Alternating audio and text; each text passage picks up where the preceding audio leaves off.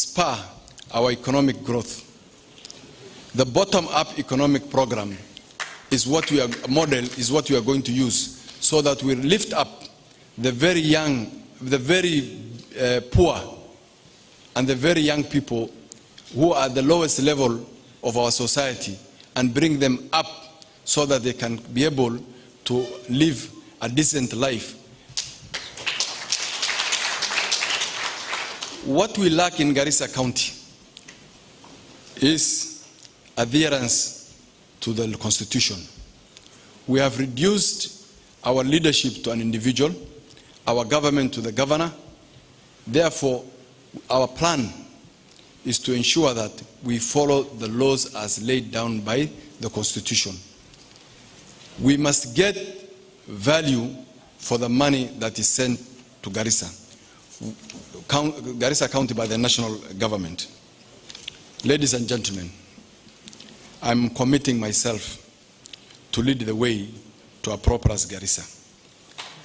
I appeal to you to join me in this journey. I believe we can make it great and realize the full potential we have as people of Garissa. We, the people of Garissa, must stand up together against these failed regimes. Our future depends on our ability to make informed decisions. We must work together to face the challenge and bring about a change that we can trust. And as I said before, this is the moment. This is the moment to restore public trust in our leadership.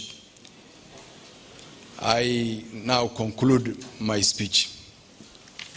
I've said that the program of taking us through what we plan to do as a team, as Garissa County team, I will leave to the experts to address specific sectors. I have told you before, when developing this plan, it was not an individual effort. It was an effort by many people. And the information and the gaps and the way forward was given by the people of Garissa. My role as a leader will be to facilitate that we achieve the best for Garissa. Assalamu alaikum wa rahmatullahi wa barakatuh.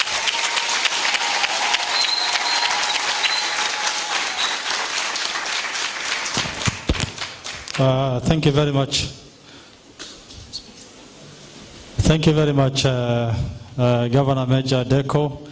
I think that was a very captivating speech. There will probably be an opportunity for someone to summarize that in Somali for those who are not able to get the content.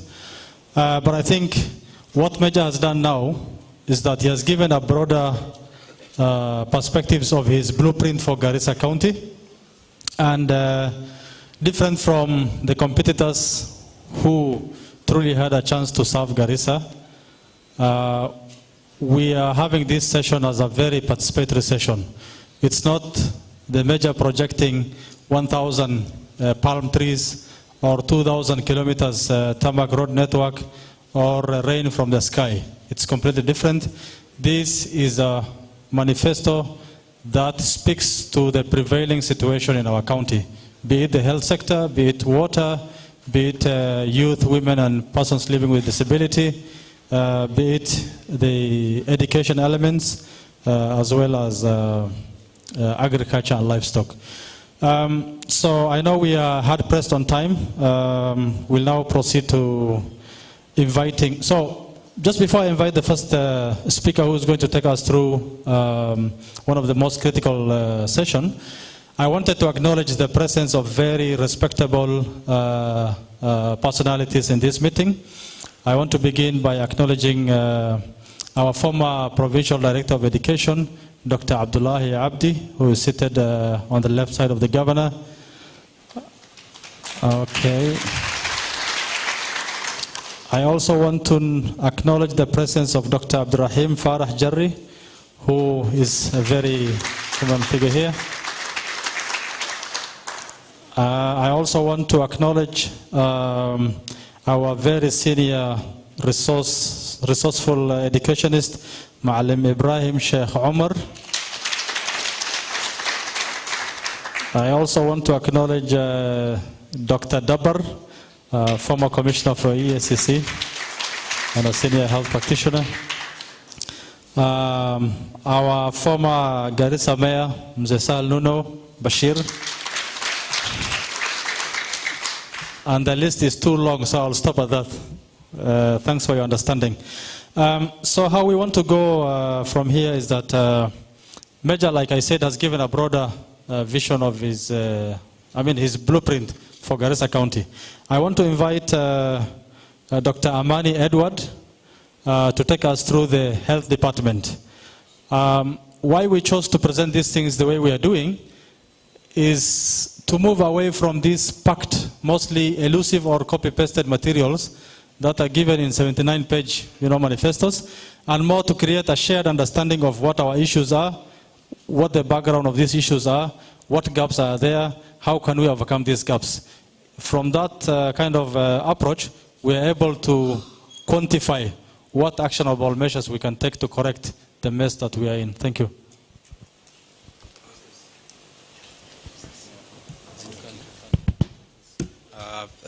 Thank you very much, Amal. Assalamu alaikum. Watu hawajakula breakfast? Assalamu alaikum. Kwa Kristo wenzangu, habari zenu? Majina ni Edward Amani, natoka Medina Hospital, but in this forum na represent healthcare workers, na nimekuja ili tuweze kuweka matarajio yetu yale ambayo tunapanga kufanya majaliwa excellency akiingia kwenye ofisi. Na tutajaribu kwenda si kwa haraka sana, lakini tutajaribu kwenda mbali ambapo tunaelewa sisi sote, na tunaelewa ya kuwa hata governor ametueleza hapa vizuri ya kuwa healthcare is very important. Without good healthcare structures and systems, hatuwezi kusema ya kuwa tunaendelea katika mambo ya economy, hatuwezi kusema ya kuwa tunapatiana kazi kwa jamii ambayo haina afya. Na nimeona wenzangu, ningependa pia kurecognize ya kuwa kuna wenzangu hapa ambao wanafanya kazi katika public sector ya health. Nimeona representatives wa unions ambao pia wametupatia feedback yao, na tunataka kushare hizo gaps ambazo ziko ili tupeane mwishowe matarajio ile ambayo tutafanya sisi. So mtaniruhusu nitakuwa na fluctuate kutoka kwa Kiingereza na Kiswahili kwa wale ambao unajua bado najifunza Kisomali. Sawa sawa. Mission yetu ya kwanza ni kujaribu, mission ya health huwa ni kujaribu kuprovide quality, accessible and affordable healthcare services that are culturally acceptable to the people of Garissa. And I think that is the cardinal principle that guides healthcare. Without this, then we cannot say that healthcare has reached anyone. It must be accessible, affordable and acceptable. Our outline, the presentation will go through 4 different phases. The first one is a slight background on where the situation ambayo tuko in terms of a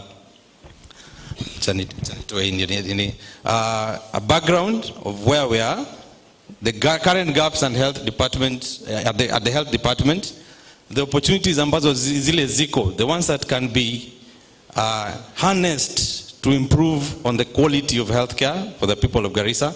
Then the priority interventions and commitment that we have come to agree that will be addressed by the incoming government of His Excellency Major DEKO. Just move forward. A slight introduction. Garissa County has a population of 841,353 as per the 2019 census, and an area of 45,720.2 kilometers squared. The WHO framework describes health systems in terms of 6 core components. We will look at the components. As we move forward, mtaona tutakuwa na hizo components. Tutakuwa tunaziguzia moja baada ya nyingine ili tujue ni wapi tuko, nini ambayo inatufanya tusiwe na quality ambayo tunataka, na nini ambapo tutafanya. Maternal mortality rate yetu, as per a recent study by Kenya Demographic Health Survey, inasema Garissa, out of every 100,000 maternal cases, tunapata 646 deaths. Those are deaths that can be easily prevented if the right steps, the right structures are put in place. Against a national level of 362 for every 100,000. Unaona hata tumedouble ya national outlook. We are doing badly. Do we agree? We are doing? National and county reduction target inasema tunatakana kuwe na at least 70 ikiwa on the higher side 70 deaths for every 100,000 maternal mortality rates reported. But you see yetu imeenda juu. Then under 5 mortality rates, we say that we have 44 in every 1,000. So just imagine this, out of every 1,000 pregnant women ambao wameenda kufanya delivery, wanapoteza watoto 44. Si hao na watoto wengi? That is a lost future, that is a lost generation. Against a national rate of 43 in every 1,000. So ni kama tunashindana na national target upande ya misperform. Na ni sisi tuna misperform. Why? The Excellency amesema vizuri hapa. The structures need to be reset. Garissa County target rate reduction, we need to be at 25 deaths for every 1,000 births. Sawa, za watoto under 5, watoto ambao wako chini miaka 5. Kwa sababu watoto wanakuja na magonjwa mengi. And under 5, half the time the services ambazo zinapeana kwa under 5 in our health facilities huwa free of charge. Sasa mama hana sababu yote ya kosa kumleta mtoto hospitali, kwa sababu kama dawa iko, kama chanjo iko, kama madaktari wako, huyu mtoto si tunaweza kuzuia asiage. The current gaps ambazo identify in health, I say 30% of the county budget allocated to health amounting to 2.9 billion per year, na haifiki mahali ambapo tunasema. It is not realized because the money is there, but the commodities are missing. The services are missing.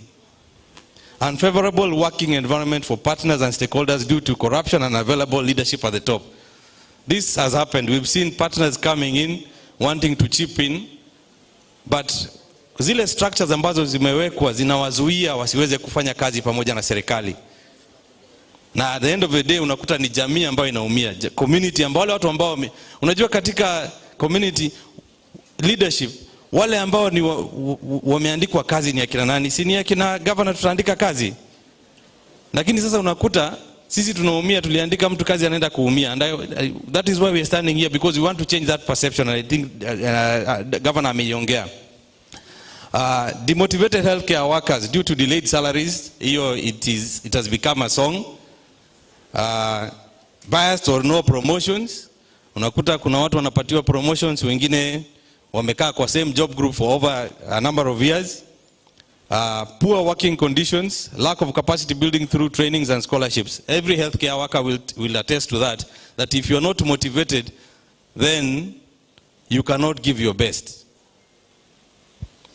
Stock out of medical supplies including diagnostics. Unaenda kwa mtu anaenda kwa radiology department kupigwa x-ray, anaambiwa hakuna film ya kuprint hiyo. Sasa fanya hivi, leta simu yako, piga picha uende uonyeshe daktari. How many of us have, hata mtu ametoka Badia amekuja atakuwa na smartphone, atapiga picha saa ngapi? Si unaona inaleta issues. Failed ambulance services, grounded ambulances due to mechanical problems and lack of fuel. Poor or absent leadership direction for healthcare workers from the top. Structures.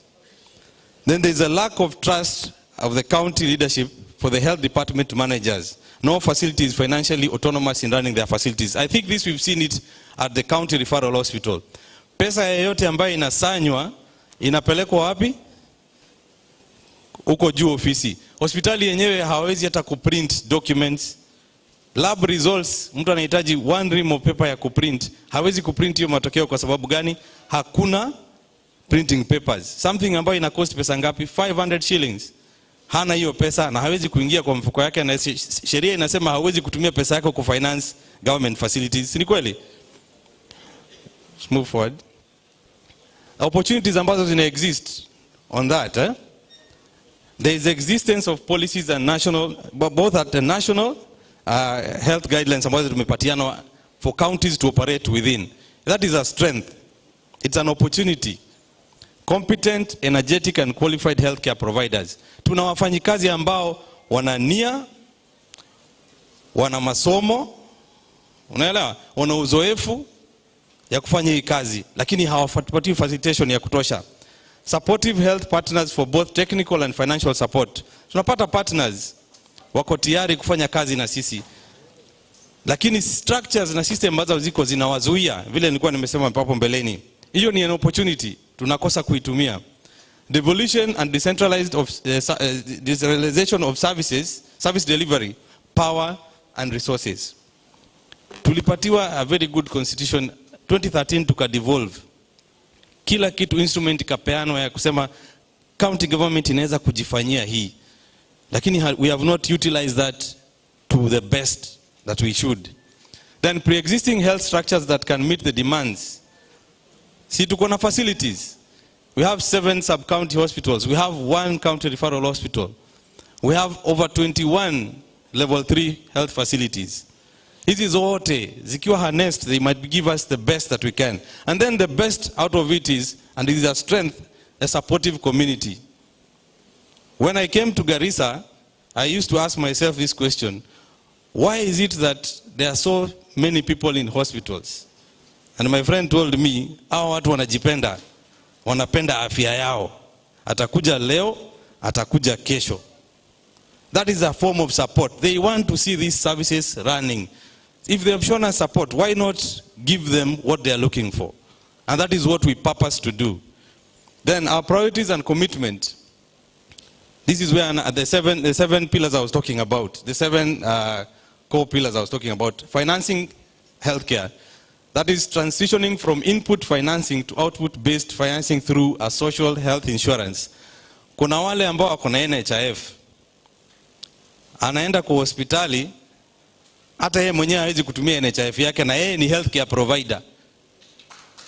Siko.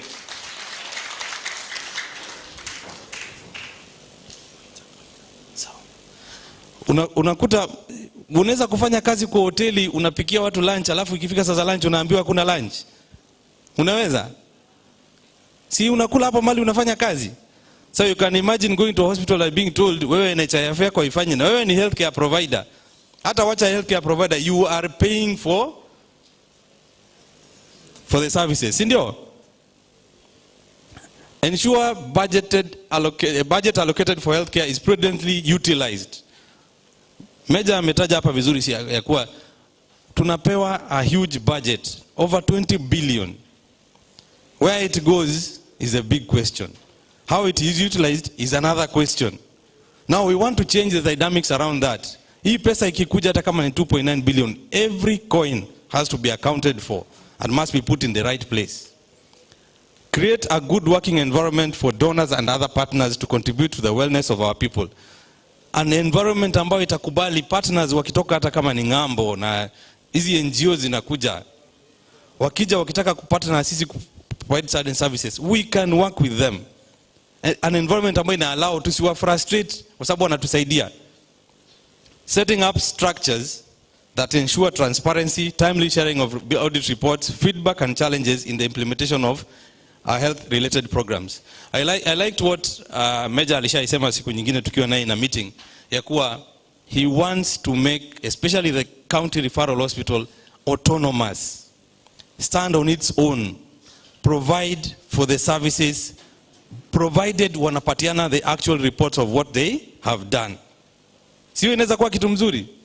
Na mbona ampigi makofi? Fast track and operationalize the facility improvement fund. There is a bill at the county assembly that has not yet been operationalized. The soonest it is done, the better facilities will stand on their own, and the better the services. Twende mbele. Oh, umenipatia nini nisonge mbele? Yeye isongi. Isongeshe. Oh, sorry. Yeah. Health, leadership and governance. Unajua, wao wanasema ukitaka kujua watoto ni wazuri ama wanatoka kwa nyumba ambayo yana maadili, utaangalia kuanzia kwa wazazi wao. Si ndio? So if the system is failing, who do you blame? Who do you blame? Kama nyumba inaanguka una blame nani? Baba, si ndio? Na mama. Na sana sana ni baba kwa sababu baba ndiye anaamua kila kitu. Leadership is required for delivery of quality services through deliberate efforts of monitoring of health activities. There must be willingness. And Meja ametuonyesha hapa ya kuwa he is willing to work. He is willing to walk the talk. And we want to believe that and move with that. In consultation with relevant stakeholders, health leadership appointment with the department will be done on merit. His point is very important. You cannot be appointed to be a doctor and you are a security guy. It must be on merit, and it will be done on merit.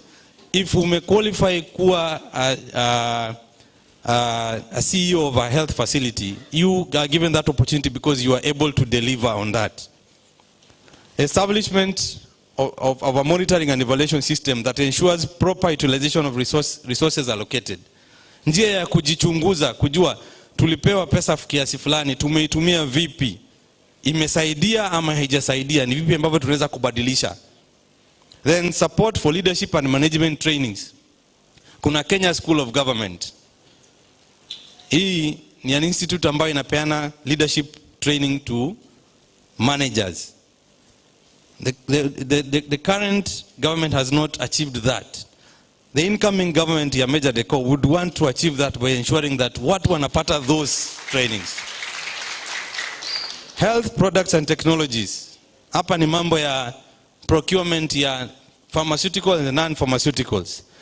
We want to prioritize procurement of essential medical products on quarterly basis. This will be done consistently. Initially, every 3 months, what tunafanya wakati tunaandika report yako, kuna kile tunaandika projection. How many, depending on the number of people you see, how much would you need? If this is done the right way, hatutakuwa na siku ambayo tunasema hakuna cotton wool, hakuna cord clamp, hakuna gloves. Increased budgetary allocation for procurement of health products. Kuhakikisha ya kuwa zile pesa ambazo zinapeana kwa health, kubwa kati ya hiyo pesa inaenda kuhakikisha ya kuwa vile vitu ambavyo vinatakana kununuliwa ambavyo vitumika kwa hospitali vinanunuliwa. Films, cotton wool and any other supplies, pharmaceuticals and non-pharmaceuticals. Strengthen ordering and quantification and forecasting of procurement. Hiyo nilikuwa nimeiguzia. I think this is strengthening on that one. Jinsi ya kufuatilia, tuna order namna gani, inatumika vipi. Ensure there is adequate storage capacity across the county. This is also a challenge, but this incoming government will address that. Kuensure ya kuwa vifaa vinaletwa na vinawekwa vizuri, visiharibikie kwenye store. Si dakika ya mwisho unakuta sasa hata mnaanza kupewa dawa bure kwa sababu zinaharibika. Umepewa dawa ambayo ina expire next month, unaambiwa umeze haraka kabla next month. Na ugonjwa haitangojea iseme ina expire sasa sitakuwa mgonjwa next month. Then ensure there is an integrated health management information system to increase efficiency and accountability. Kuhakikisha ya kuwa zile system ambazo tuko nazo za kureport zinafuatiliwa na maadili ambayo yanafaa, ili ripoti ikipeanwa kama ni wagonjwa 100 wameonekana ni wale wagonjwa 100. Then the health workforce, another very serious and thorny issue. We would want to motivate and retain qualified staff by improving working environment and conditions. Remember, I said healthcare is the pillar. Without that, we are not going anywhere. Regularize staff promotions. Wale ambao wamequalify kwenda promotion. The last promotion watu walipata ilikuwa 2015. Si ni kweli? Healthcare workers. Promotion ya mwisho ilikuwa nini? 2015. Tutashughulikia hii. Sawa? Iwe inafanyika wakati inafaa. When you qualify for. Timely remittance of salaries to staff. That is to address the challenge ambayo staff wamekuwa nayo. Mshahara isikuwe inachelewa. And I want to believe, wakati naongea kuhusu hii, Major has committed himself to ensure not just healthcare providers wanapata mshahara yao in time, any county government staff. Ensuring submission of statutory deductions, NHIF and union dues. Kuna watu hata wanapigiwa simu na bank. Kama ulikuwa garanta unapigiwa simu unaambiwa fulani hajalipa loan yake, tunakujia yako. Si ndio? NHIF unaenda hospitali yako imeandikwa in red, you are not covered. Si ndio? That should be a thing of the past, and it will be a thing of the past in this government. Enhance opportunity for career development and trainings through scholarships, and they say they'll give 50 scholarships every year to healthcare workers kwenda kusomea kuspecialize. Then need-based recruitment of healthcare providers. Wakati daktari wanahitajika, kama ni surgeons wanatafutwa, wanakuwa recruited. Kama ni nutritionist, the same, every cadre. And I'll give you a scenario here ambayo one of the healthcare workers alitupatia. Umetoka kuserve mgonjwa, si ndio? Alafu unaenda kwa nyumba yako, landlord anakuambia nataka uhame leo, hujanilipa rent. Kesho utaenda kazi userve vizuri? Utaserve vizuri? Hata wacha daktari peke yake, hata wewe ambaye unakaa kwa nyumba rental, hujapata mshahara 2 months. Landlord anakuambia ama kesho utaenda kazi, itakuwa ngumu kupatiana quality, si ndio? Enda mbele.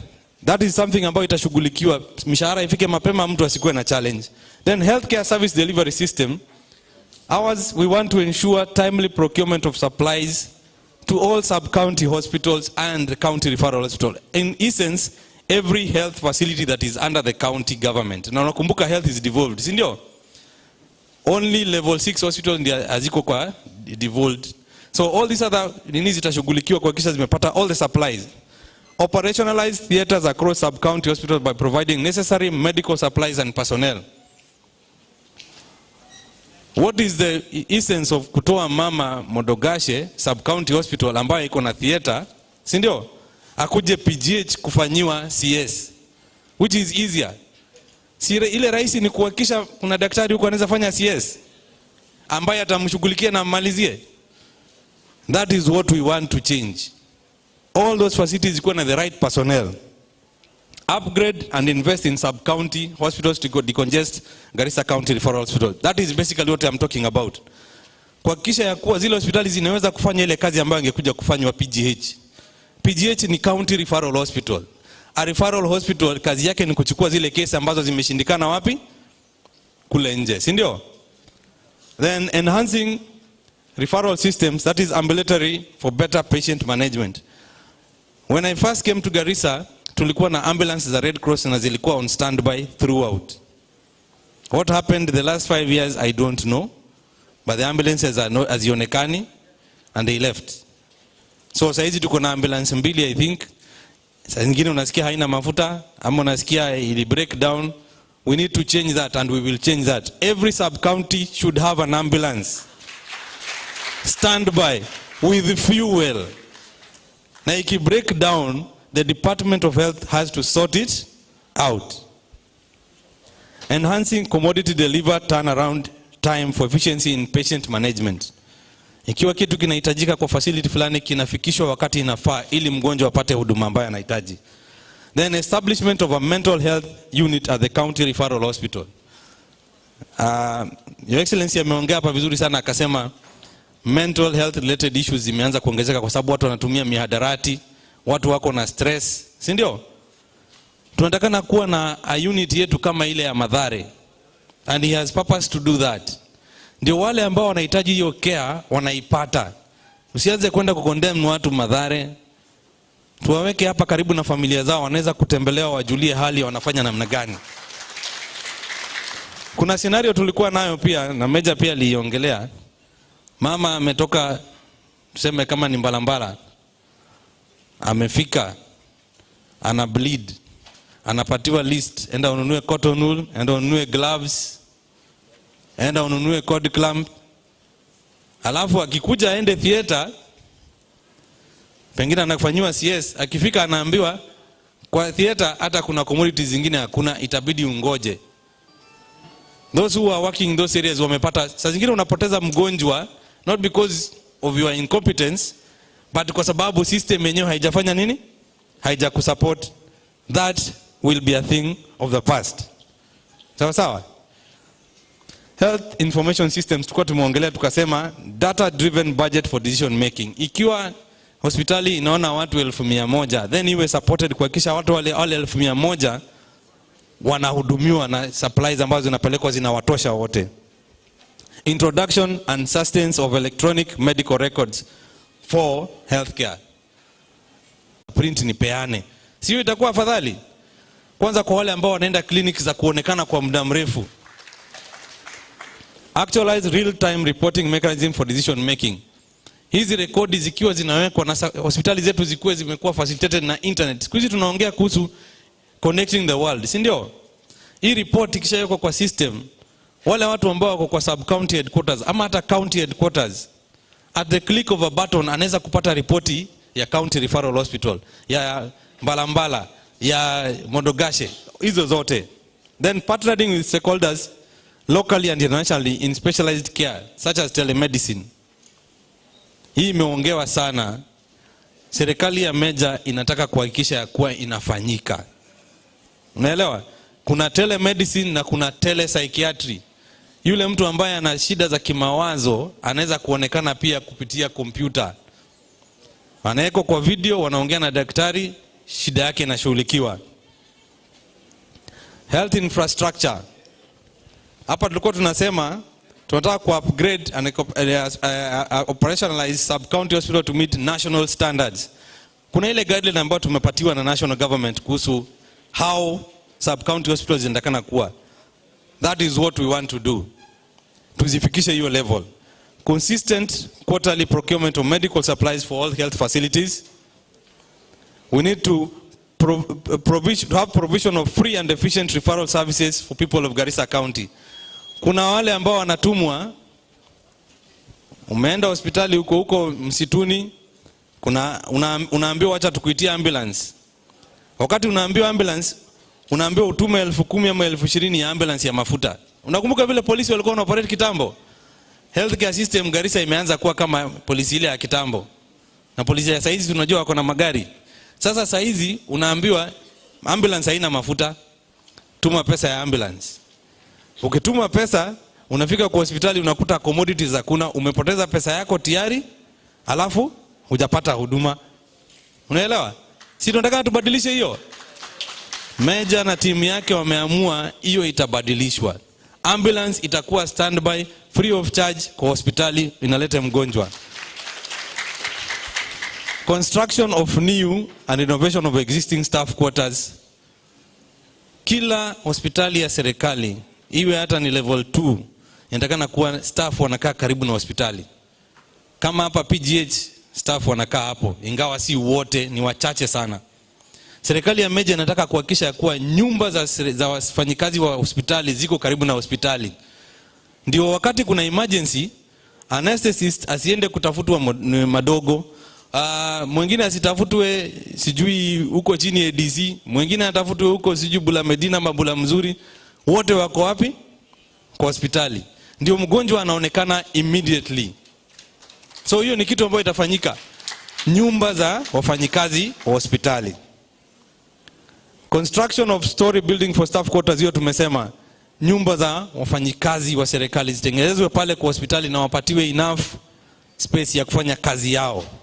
Na tumeongea hapo kuhusu hiyo, daktari anaenda kutafutwa saa 8 asubuhi na ambulance. By the time anafika hospitali, either mgonjwa ameaga ama mgonjwa amebadilisha nia ameenda hospitali nyingine. Then health research and development, ikiwa ni ya mwisho, inasema kusupport service providers in career development through yearly scholarships. Hiyo tulisema 50 scholarships every year. Budget allocation for health research. Siku hizi kuna magonjwa mengi ambayo yanakuja. Ni kweli? Si tumekuwa na COVID juzi? Sasa hizi tunaambiwa kuna monkeypox. Si kuna cancer, kuna diabetes, kuna hypertension. Si ndio? Hizi zote tukiweza kufanya research hapa ama tuweze kupatia watu wetu nafasi ya kusoma ili kujua kuhusu jinsi ya kumanage magonjwa, tutakuwa tumefanya kazi kubwa zaidi. Investment in research in the prevention of non-communicable diseases. Hiyo nimeziongea. Cancer, diabetes, hypertension.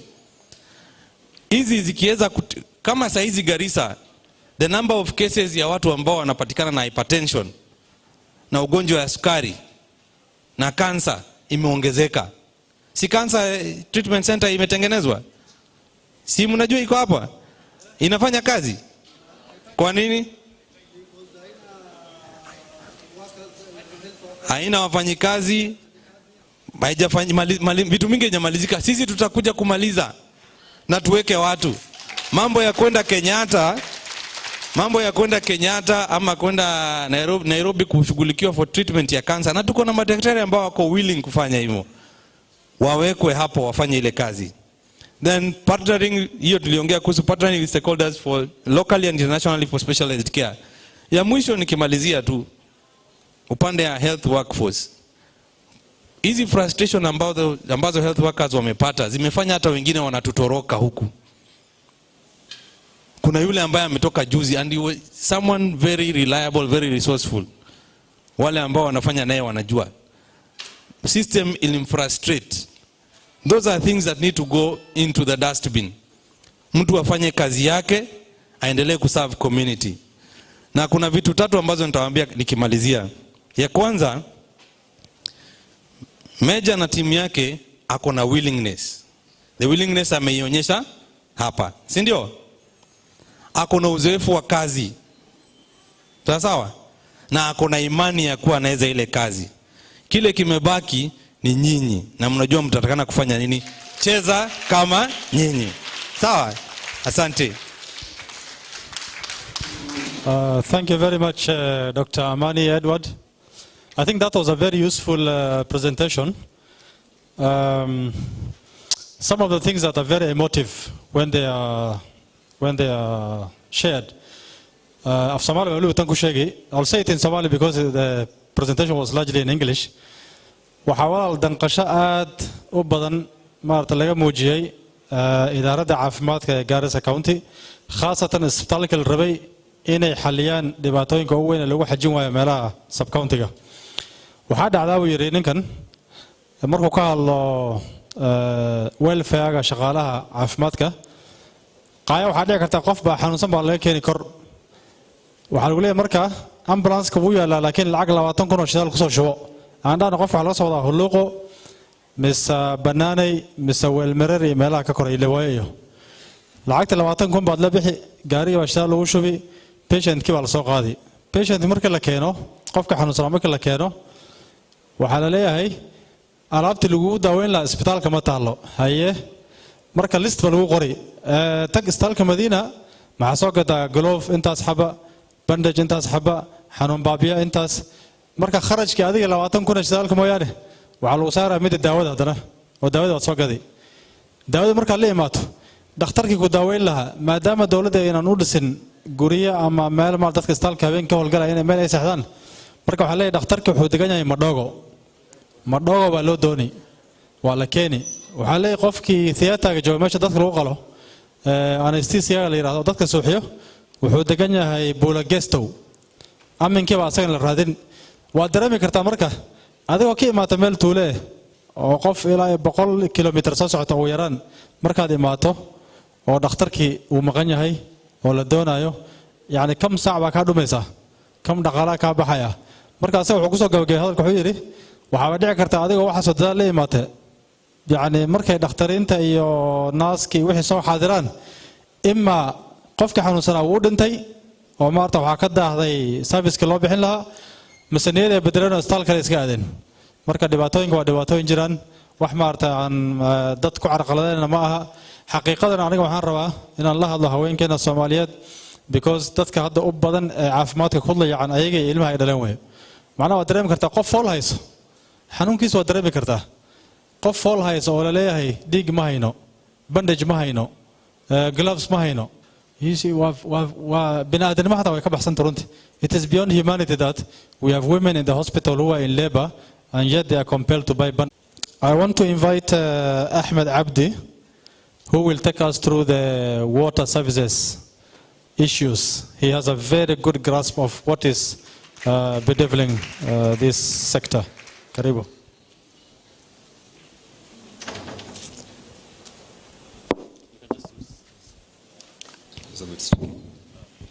Assalamu alaikum wa rahmatullahi wa barakatuh.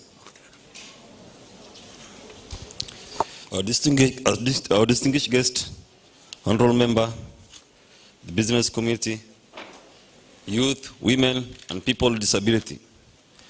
I say once again, Assalamu alaikum wa rahmatullahi wa barakatuh. My name is Ahmed Abdi.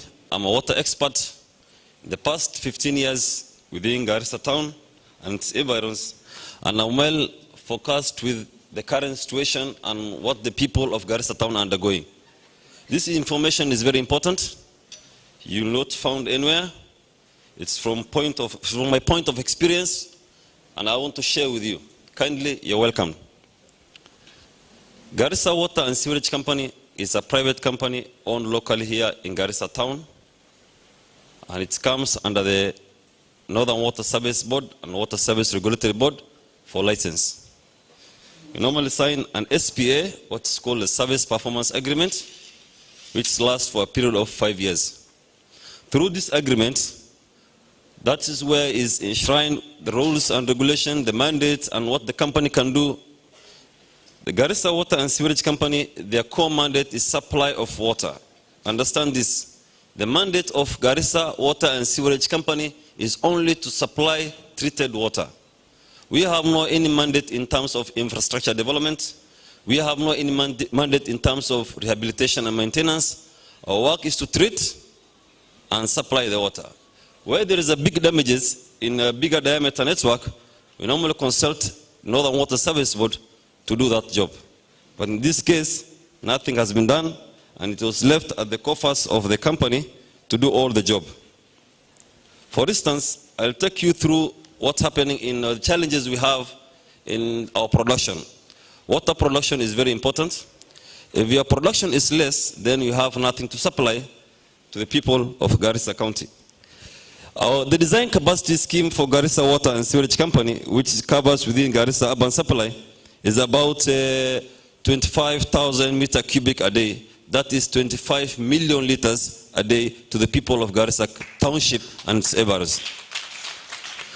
What happens here, because of some technical problem where I refer this as a design, poor design in terms of infrastructure from the construction date, it happened that at our intake, that is next to the Tana Bridge where we have our intake production, we have only the mandate to produce 15,400 cubic of raw water. This water is not treated, it's a raw water. After you treat, you're going to lose almost another 5,000 meter cubic to get a treated water. What happens at intake, we normally lose half of our production. That is about 7,000 meter cubic a day we normally lose at the production point due to overflow. What happens, the basins normally get overflow because of uncalibrated water pumps. The pumps that are supposed to transport this water for almost a length of 3 kilometers of a raw service line is in a low diameter. So the discharge from the basins and the service line will not compel each other. That's why it happens that we have an overflow at the intake. At this point itself at intake, we are losing 7 million liters every day. And this information, it's very difficult, and you cannot share with anyone, you cannot share with the managing director, cannot come and sit and tell somebody this is how we are losing, and this is what's happening. So it's very important for the people of Garissa to be very keen on what's happening. Every stage, they are losing their water. At the treatment point, we have also transmission network. Within the transmission network, we also lose almost another 2,000 meter cubic every day. Within the transmission network, that runs almost 3 kilometers from the river up to the treatment works, somewhere Sokongombe. That's in between, we are almost losing another 2,000 to almost 3,000 meter cubic a day. We are coming back within the unrehabilitated water system for a period more than 15 years. After the treatment process is done, normally water goes through the water filters before it goes to the clear sump, which is a big storage tank, almost 6 million liters thrice a day it can supply. What's happened, because of high turbidity during the rainy seasons, and Garissa is located geographically in the lower point of River Tana, the turbidity is very high, causing the clogging of the water filters that was not maintained on routine operation. As a result, the filters clog and the water overflows at the filtering point before reaching the clear sump.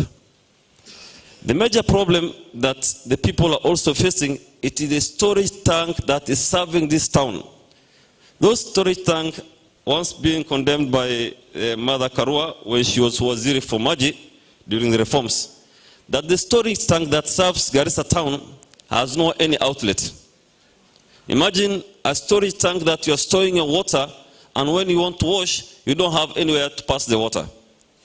So in the past 15 years in service, mud and clog normally pile up, and it's almost now the storage tank has a capacity of 3,500 to produce on daily basis, unlike the 6,000 cubic, which was equivalent to 6 million liters. Today, it has only the allowance for 3,500.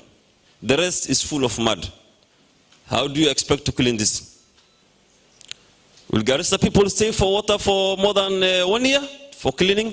Because it's a whole plant that you're supposed to redesign again. And you have to come up with all those blueprints of doing that work.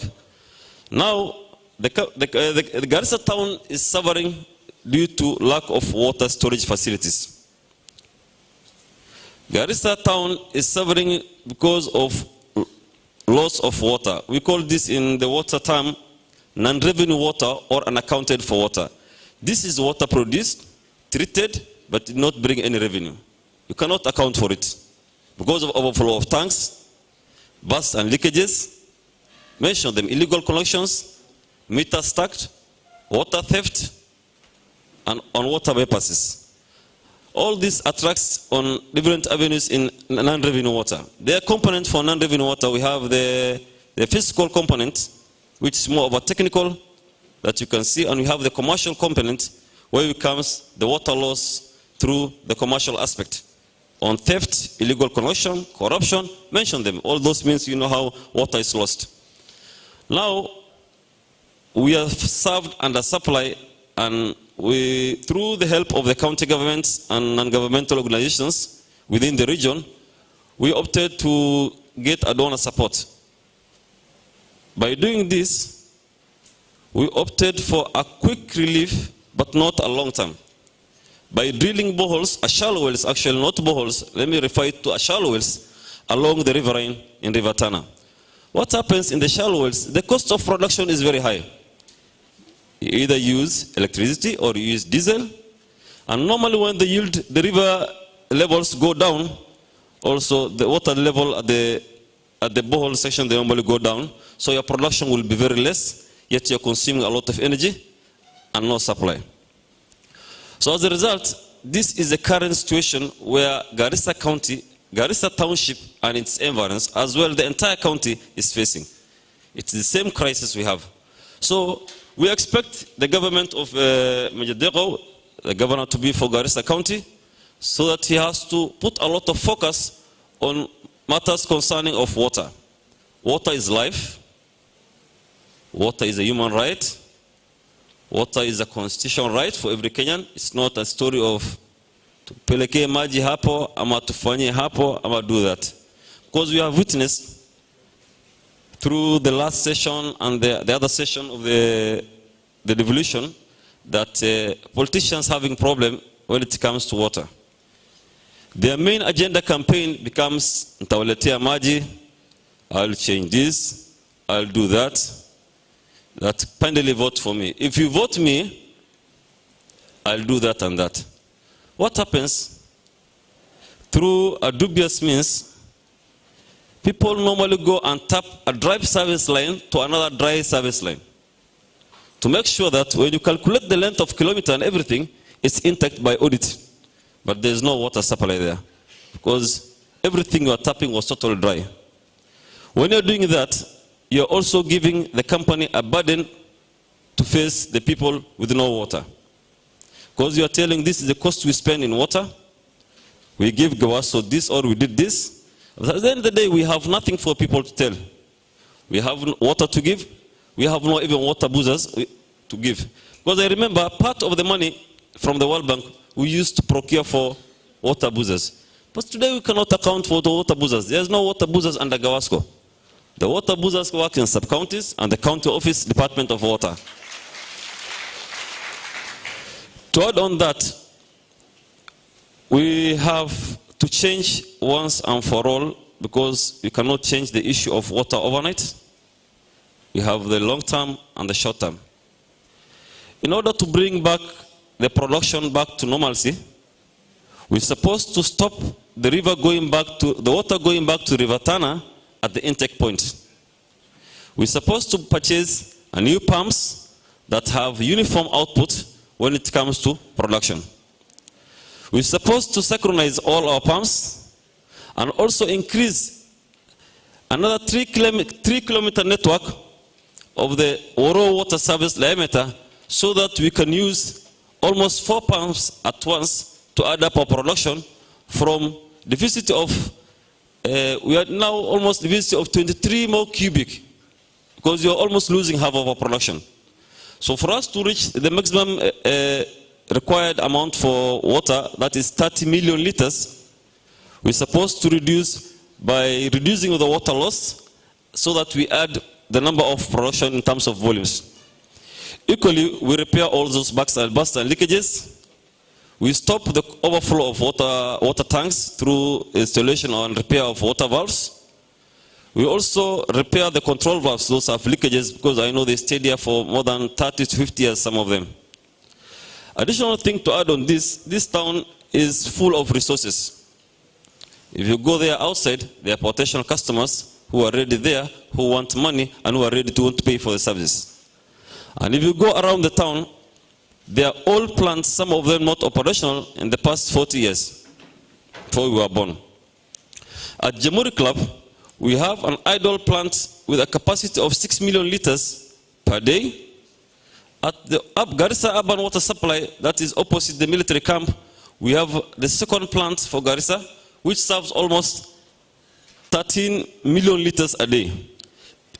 If we bring back, we revive the 13 million liters and we add up the other 6 million liters, we have enough water to supply to the people of Garissa Township and its environs.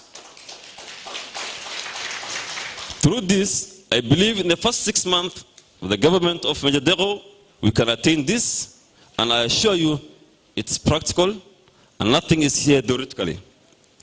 To add on this, the issue of non-payment of water bills to the people of Garissa Township. Water is our responsibility. It's not only the responsibility and the mandate of the county government. It is a collective responsibility across all the people within Garissa Township and its environs.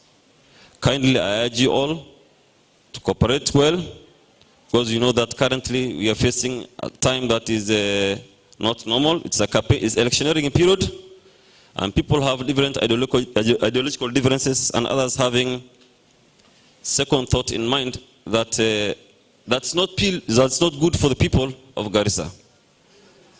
I urge you that let's maintain peace, love, and unity in this electioneering period. Thank you.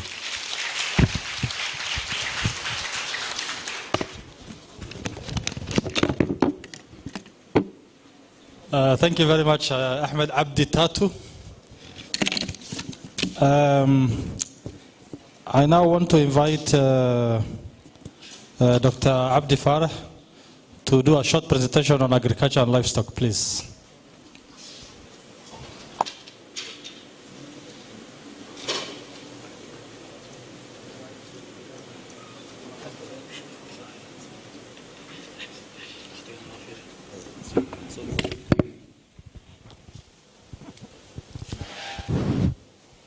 Assalamu alaikum.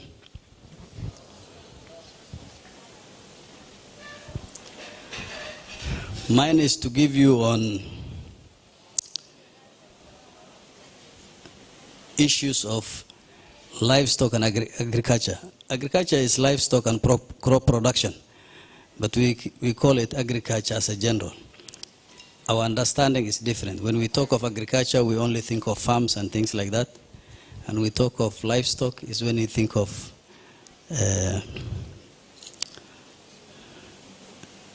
animals.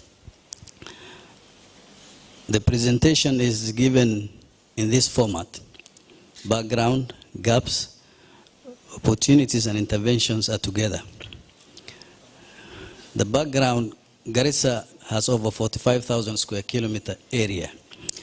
80% of that land is where we call Badia in our language, and where we produce livestock. 20% is agriculture and urban. That agricultural land that is productive is about 700,000 hectares. The population of livestock, the population of the county is 841,000. 90% are pastoralists, 7% are agro-pastoralists, and 3 are on formal employment. What we are hearing the county bragging about is that 3%. The other people who make this population move and work, the 97%, are missing. Move. Source of income is that livestock. 90% of the people live on livestock. 90% of the resource comes from livestock. Formal trade has a certain percentage, and crop production a little small.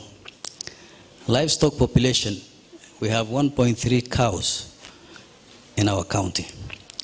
We have 2.3 goats in this county. We have 1.7 sheep in this county. We have 450,000 camels in this county. We have 160,000 donkeys.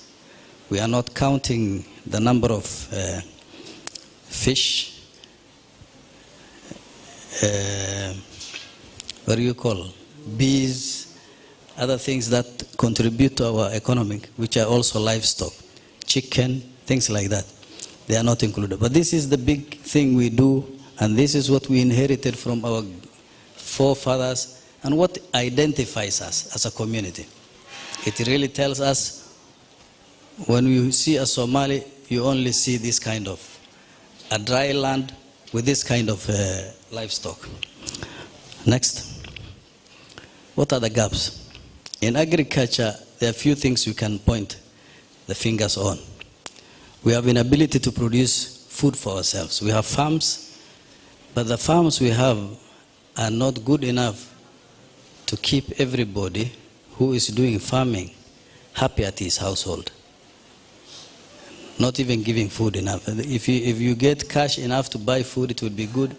If you grow maize and beans and things like that, and you stay at home without going to the supermarket, we don't have that.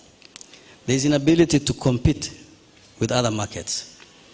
What we produce is swallowed by what is produced by other people.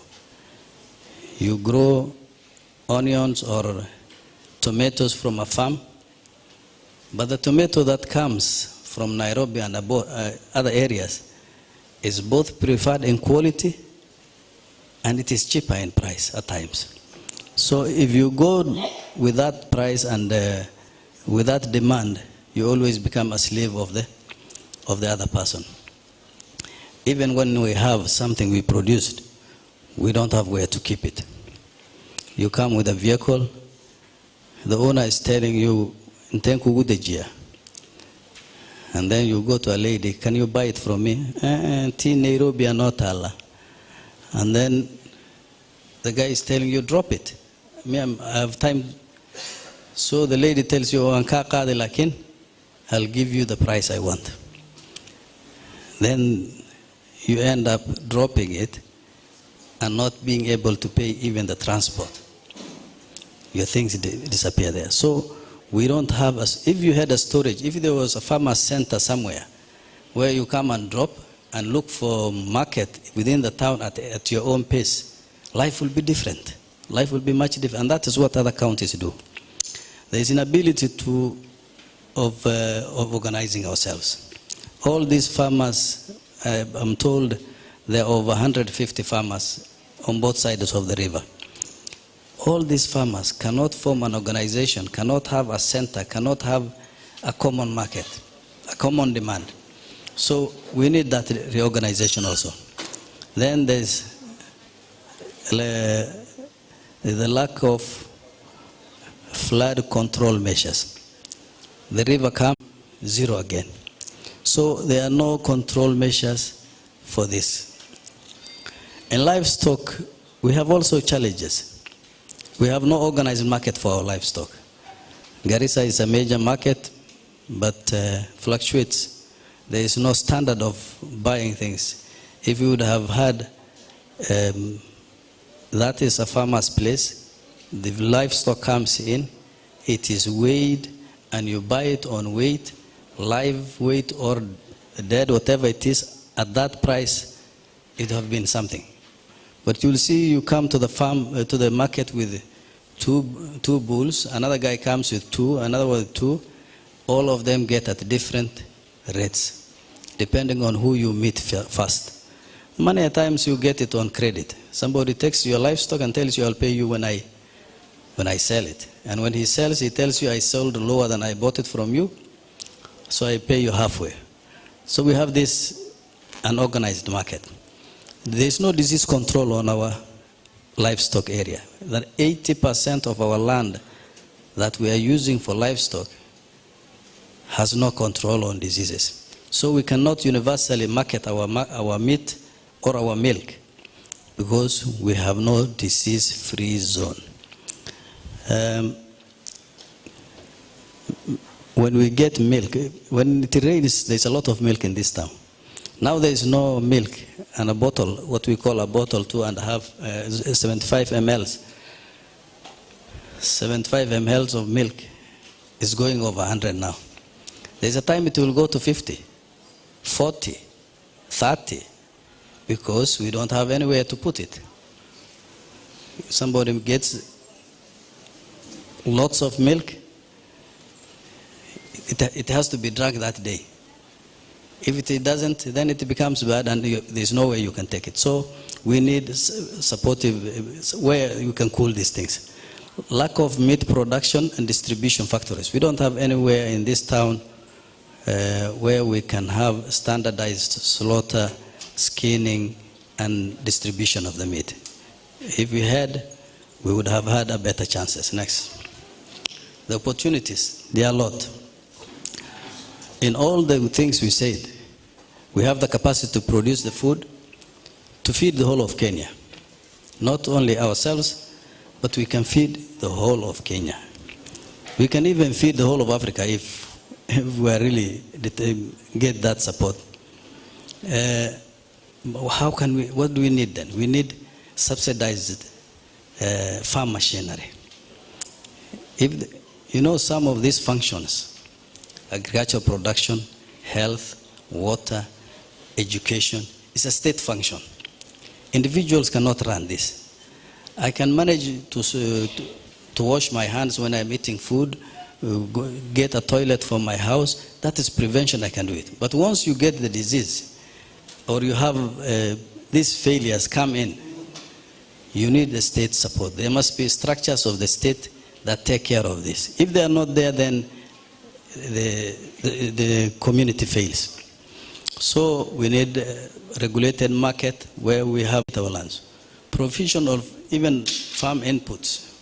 The other day I grew this thing called watermelon. And when it started flowering, it started becoming yellow, all of it. And I went to an agriculturalist and I said, what do I do? What is happening with this thing? Actually, I Googled and I sent somebody a message. And he tells me your soil might be lacking a certain nutrient. Get a fertilizer of this nature and then top it. I told him, what do you mean by it? What is topping? You take a spoon to every plant you planted,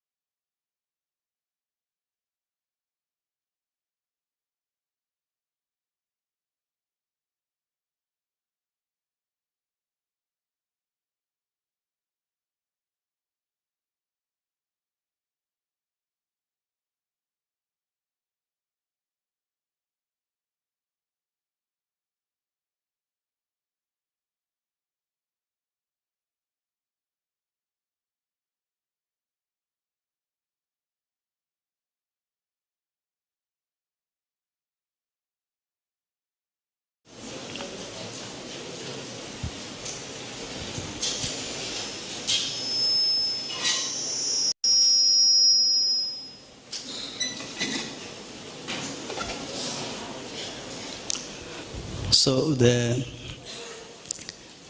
was livestock. In agriculture, we need, major thing is to protect the riverbank, to stop floods, to stop the river going up and down. There is also a suggestion from the farmers that we can use this river for transport.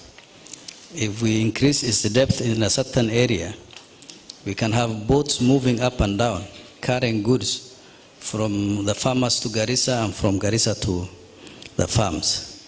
So, and if that happens, the suggestion is that it can protect even the floods. There are also surface water that are coming from the lagers. It also needs to be controlled. Gambions built on the farms and other sites.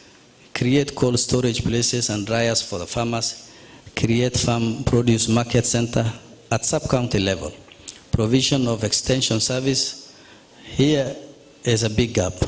There are a lot of extension workers employed and working. And the agricultural guy in Garissa was telling me they have 22 motorbikes just lying there. Some of them require fuel. Some require tubes for the tires. Some, it's very small things. So if we can put those things on service and then asking these guys to do their job, giving them the allowances, that will be fine. There is also benchmarking. We need to go, our farmers need to go and see other farmers and see what they do good so that they can borrow. The roads that go to the farms are inaccessible when it rains. We need accessible roads to the farms.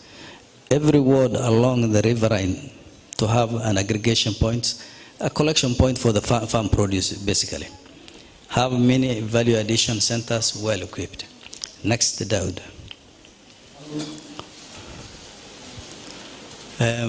Financial, it's a continuation. Financial support is very essential. Nobody has everything. But in most communities, they develop because they get support from somewhere. The banks are no-go zone for us because of the interest. So what do we do? Where do we get the support? When you have the idea, you have the land, you have everything in place, but you need a startup capital in every business. We need grants and Islamic compliance loans. Investment in solar is very important. Now that we know what it can do, it will be good that we have solar pumps. Actually encourage solar irrigation in all points, whether it is in the hinterland or along the Tana River. Because even the far areas, we can grow a lot of fodder and other things. We can even take river water to every direction we want using the same solar power. Exporters of not only livestock, but livestock feed, we need to be exporters of livestock and livestock feeds. We can prepare our feeds here because we have the land and export to others, same as we want to do with the meat. Madenge menace is one of the things our farmers are talking about. All farms are becoming bush because of this animal, and we don't know what we can do. We have been promised one time it will produce electricity, but it never happened. Growing of hay is very important, and transportation of it. Revive Garissa Demonstration Farm, I have mentioned before. Support breed change, not bread change, it is breed. B-E-E-D, R-E-E-D, breed change to improve our production. Most of our livestock is the boran. If we want more milk, we can improve it with another, although the resistance of our cows cannot be supplemented. But if we need more milk, we can always get to other breeds. Next, Daud. So that is what the farmers talked about, and this is what is in the agenda for our governor. I think this can be read separately because it's the document you all have. This is what it contains: to support the farmers on tractors and power generators, which is what we call machinery. Support farmers with farm inputs, that's what I also said. Storage facilities, that's what was requested. create market for farm produce through linkages with industries. That's what we also requested. Establish at least one processing plant on milk, fruits, and vegetables. That is also a request. Agricultural extension officers and train farmers regularly. That is also one of our requests. In conjunction with the national government, address the perennial flooding of the river caused by Kenyan dams and also the surface flow. Improve rural water infrastructure to support pastoral communities during drought. Drought spell to mitigate inter-community and human-wildlife conflict. Yeah? Create human-wildlife conflict, or even without being wildlife, even livestock we rear destroys our farms. If you are a farmer, your biggest enemy is a livestock herder. If you are a livestock herder, the only thing you know is a green leaf, and the green leaves are in the farms. So there's a big disconnect there. Create feedlots to support livestock during drought. Recruit and train livestock extension officers to support pastoralists. Provide, ensure animals are treated regularly and free livestock vaccinations. Provide established regional health facilities for livestock. Modernize the Garissa livestock market. This is what is in the agenda of our incoming governor, and you see it marries very well with what the farmers are saying. So in our view, we are in sync with what the governor is thinking about and what he has heard from the ground, because most of his information also comes from the ground. Waxyar aan afkeena ku hadalnaad afkiris nin la dhihi jiray mitardhaaf baa wuxuu dhihi jiray af Soomaaliga ugu daalay ha nasto asoo meerkii magaaladu af Soomaaliga saynin si loo hadli buu soo kici wuxuu dhihi af Soomaaliga waa daalay ha nasto hada Ingiriiska ha nasto waxyar meeshan waxaan ku haynaa waxa way is afgarad ninka aan doonayno inuu noo noqdo governor waxaan doonaynaa inuu noo adeego way inuu nooga soo qaado wixii noogula soo dhiibay meesha ka soo bixisay oo uu noo soo gaarsiyo sidaan u doonayno hadduu saa yeeli karin shaqo nooma hayo laba dawladoo na soo dhaafeen laba nin oo ku jireen way yeeli waayeen maxaa way maba ka saayeenba ruux hadduu wax ka saynin darawal aan gaari wadi karin haddaa furo u dhiibto tiraahdo iwad maxay noqonay mayba ka saynin maxaa yeelay ninka hadduu leeyahay ninkii u shaqayn lahaa ha shaqaynin guriga iska joog waa ninkii adeega gudbin lahaa waxaan qabnaa governor waxaan qabnaa wasiir waxaan qabnaa chief of staff waxaan qabnaa directors waxaan qabnaa shaqaale hoose shaqaalihii oo dhan haddii la yidhaahdo iska fadhiya ha shaqaynina soo mishaar ma qaadatiin macnaha maxay tahay macnaha wixii aan u soconno dhan baan la garanin way annaga ma lihin nin baa xun ma lihin nin baa meeshan ka dhalanin ma lihin nin baa saane laakiin nimankii aan soo aragnay shaqadii aan rabneen nama keenin adeegii noogula soo dhiibay si noogula soo dhiibay nooma keenin ma bedeli karnaa oo fikrad ka duwan irbad ka duwan meesha ku duri karnaa intaas waa inta la isweydiinayo waxay la tahay waxaan aan sheegayno isfahankan aan ninkan maanta ka rabno waxa way waxaan aan isla qornay nala fuli haddaad yeelayso garab baan kuuna haddaad yeeli waysana waan kugu qabsanay maalin baan ka hor imaanayn ku dhahan warriyaa aw wixii aadna tiraahday dadkeennan meesha fadhiyo cadaawad ma jirto siyaasi markii la yiraahdo cadaawad ma jirto dan baa jirta laakiin dantan aan doonayno siday ku fuli lahayd aan isqancino haddaadan qanacsaneen oo ay kula ahayn sidan waa adiga iyo doorashadaada laakiin hadday ku qanacsan tahay inuu wax naga khaldame inaan saxno inaan rabno aan isla wada saxno yaana nala dhihin waxyaalo badan baa la sheegaa nin reer hebel iyo nin reer hebel baa isla taagan nin ciddaas ka imaadaa soo baxe annaga nin cid iyo kuma jirno saddex nin oo isgarab taagan afar nin oo isgarab taagan baan leenahay kee noo fiican kee dantan fulin karaa meeshuu ka imaaday iyo cidduu ka soo dhashay iyo waa sheeko kale laakiin annaga ragga aan tartansiinayno oon leenahay maxaa kee wax noo fulin kara kee adeegtana soo gaarsiin kara waa raggan yaan lagugu mashquulinin baa tuulo balaj la yiraahdo ka imaada iyo cid reed daawud la yiraahdo ka dhashay iyo waxan yaa idinku mashquulin ruuxa aan rabno waa hebel deeqo iyo cali iyo nin la yiraahdo kalusha inay yiraahdo nadiif yaa isla taagan keeno fulin kara danteena aan leenahay keeway kan aan leenahay waan ku aamini karnaa amaanadeena intaasan iskugu imaanay intana waan maqalay anigu waan qaatay idinkana la qaata aad baa mahadsan tahay Dr. Abdi Faarax insha Allah anaga oo ku hadlayno afka majadeeqo oo la taliyaashiisa hoosana insha Allah kulliga meesha dadka fadhiyo waxaan ballan qaadaynaa arrinta inaan mar walba dhaga aan kaga shubno insha Allah taala waxaan rabaa inaan u soo yeero Muallim Ibrahim Sheikh Umar to do a very short presentation on education. And as he prepares to come to the stage, I want to recognize the presence of pastors from our brothers who have made the sacrifice to attend this event. I also want to acknowledge the presence of members of the county assemblies, those who are in office now and those who are seeking a mandate on or to deliver on the same office. Karibu Muallim. Thank you very much, Wadi.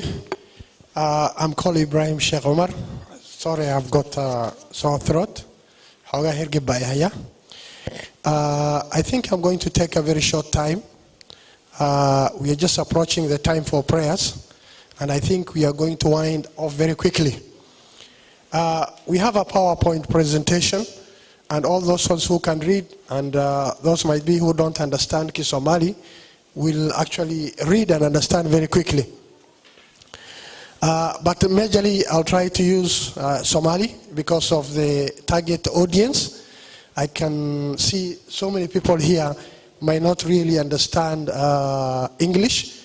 As a teacher, I'll also try to see that they also benefit when they leave this room. First and foremost, I'd like to say that education is the background of all services. Waxaan leeyahay tacliinta waa hooyada amise aabaha wixii adeeg oo dhan oo la qaban lahaa. Midda kale oo jirta waxa weeyaan tacliin hataan ka hadalno laba qaybood bay u kala qaybsamaysaa tacliin. Mid waa maadi mise formal education, midna waa xagga diiniga ah.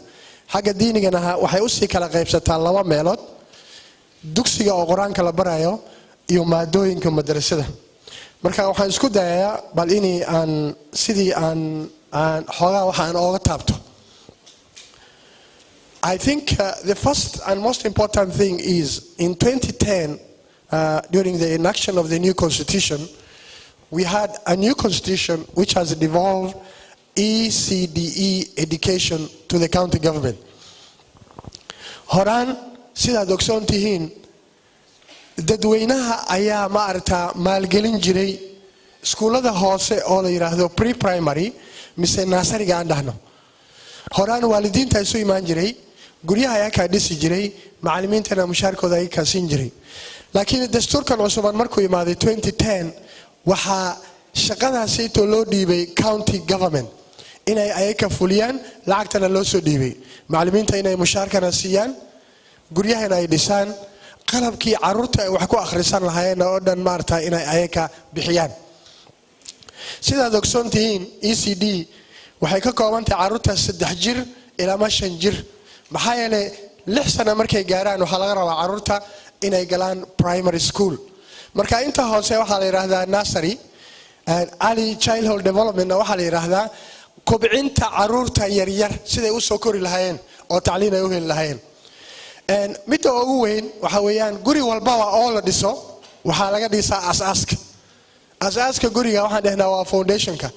Asaaskaaga hadduu marba u halaabo then tacliintaasna way halaabaysaa. Sidaad ogsoon tihiin caruurta markii la barayo diin mise quraan la barayo maxaa laga bilaabaa? Alif soo maaha. Alifka waa asaaskii hoose oo tacliinta caruurta ay badan lahaayeen. Alif markii laga gudbo ala alif waa la tagi. Alif markii laga gudbo maxaa la tagi? Ana alif laba kor dhaban soo maaha. Marka tacliinta ECD na caruurta siday wax u akhrin lahaayeen, siday u hangaadin lahaayeen ayaa la barayaa. Waa qayb aad muhiim u ah.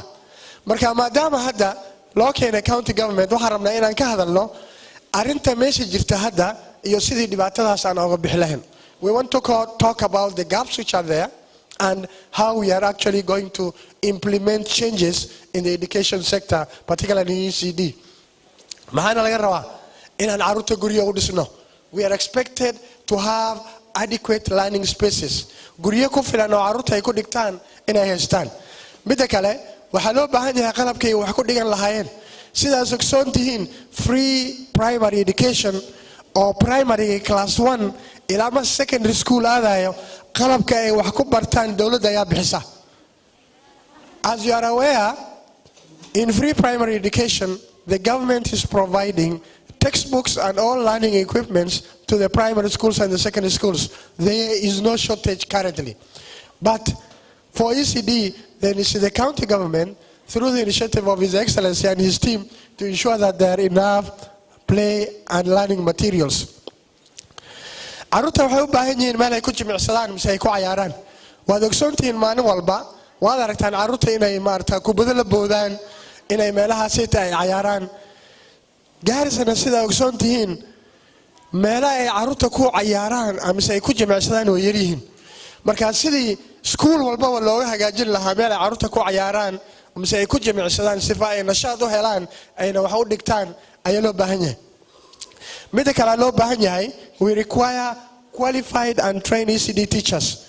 Currently there is a very big shortage of around 300 teachers in the ECD sector, and we really want trained and qualified teachers. Waxaan u baahannahay macallimiin tababar leh oo tayo leh si ay caruurteena maarta wax baraan oo ay hoos maarta foundationka uga soo dhisan. Waxaan loo baahan yahay caruurta yar dad maarta oo xoogaa services hoosasiyaan. Sida ogsoontihiin caruurta qaarkood 3 jirka mise 4 jirka waxaa laga yaabaa inay maarta schoolka markay joogaan sidii musqulaha loo isticmaalay garanaynin oo waxyaalo kale qalab ay u baahan yihiin iyo dad caawina in la siiyo.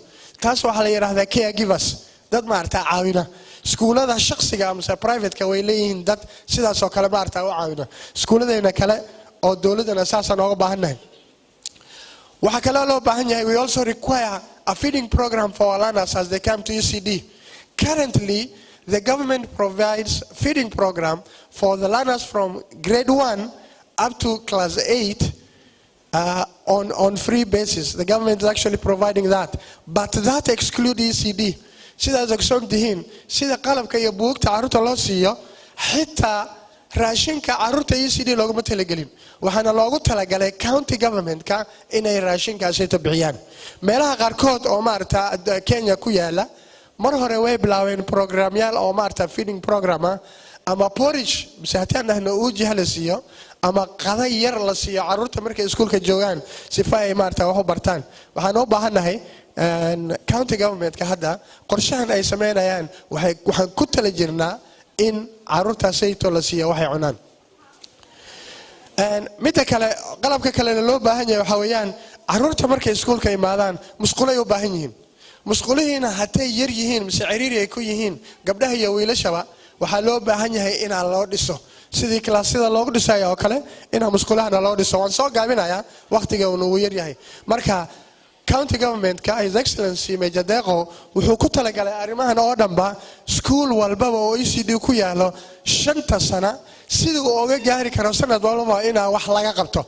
Lama dhigi karo 300 macallin baa u baahannahay. Statistics isticmaalayna waa kii 2018. Caruurta lama siiyo wax maarta oo nafaqo ah oo mise raashin lama siiyo. Marka waxaan u baahannahay in nutritional supplements are also provided to the learners. There are no child-friendly sanitation materials. Basically, ECD is dysfunctional. ECD waxaa loo daayay county government. Marka county government-ka waxay sameyn lahayd qorshaha ayada u taala inay soo dejiso oo ay waxay ka qabato. Continue.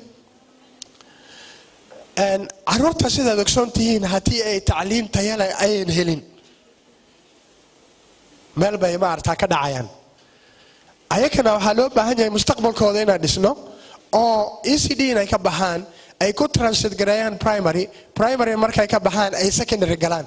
Secondary markay galaan waxaa rabnaa caruurtaas inay jaamacada aadaan. jaamacadahan markay ka soo baxaan ayagoo tayo leh oo cilmi leh inay bulshadooda iyo dadkoodana ay wax u qabtaan ayakana ay anfacaan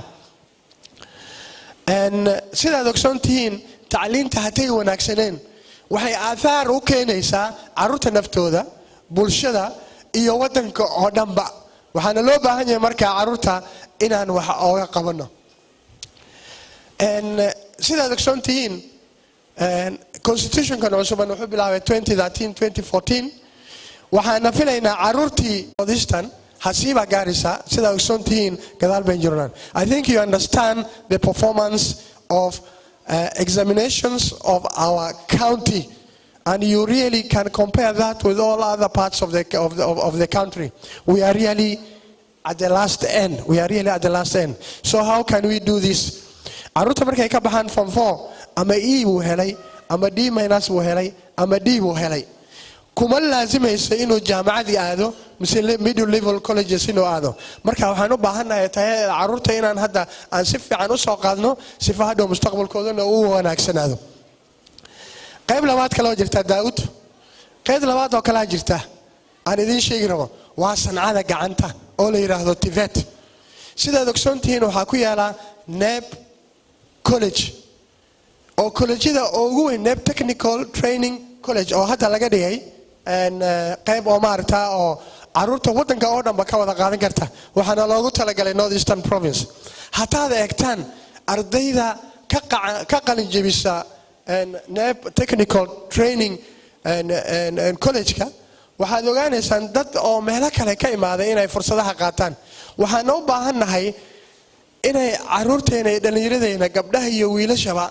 aan wax soo barnay inay koosaskan qaadaan koosaskana waxaa loogu talagalay dad tayo leh oo tacliin sare leh iyo kuwa hooseba waxaa laga bilaabayaa certificate waxaa loo kacayaa diploma markii loo kacana waxaa loo kacayaa colleges and university levels baa la gelaya maxaa yeelay NEB technical training college kor baa loo qaaday collegeyaal kale aan leenahay sidii NEB college of health sciences waxaan leedahay MTC waxaan leedahay technical and vocational colleges baan leenahay waxaa kale aan leenahay kuwa kale oo ku yaala mid baa ku yaala Bura mid baa ku yaala Dadaab mid baa ku yaala Modogasha I don't know whether it's really functioning midna balambala uu ku yaala laakiin wali si fiican uma dhameystirmin war hore la bilaabay laakiin ma dhameystirmin waxaan u baahanahay collegeadan oo dhanba inaan soo wada qaadno aan soo kicino maxaa yeelay dadka wax noo qabta maanta magaalada noo dhisa guryaha noo dhisa guryaheena ka shaqeeya wax noo guba oo tuubooyinkeena noo hagaajiya waa dad meelo kale ka imaanay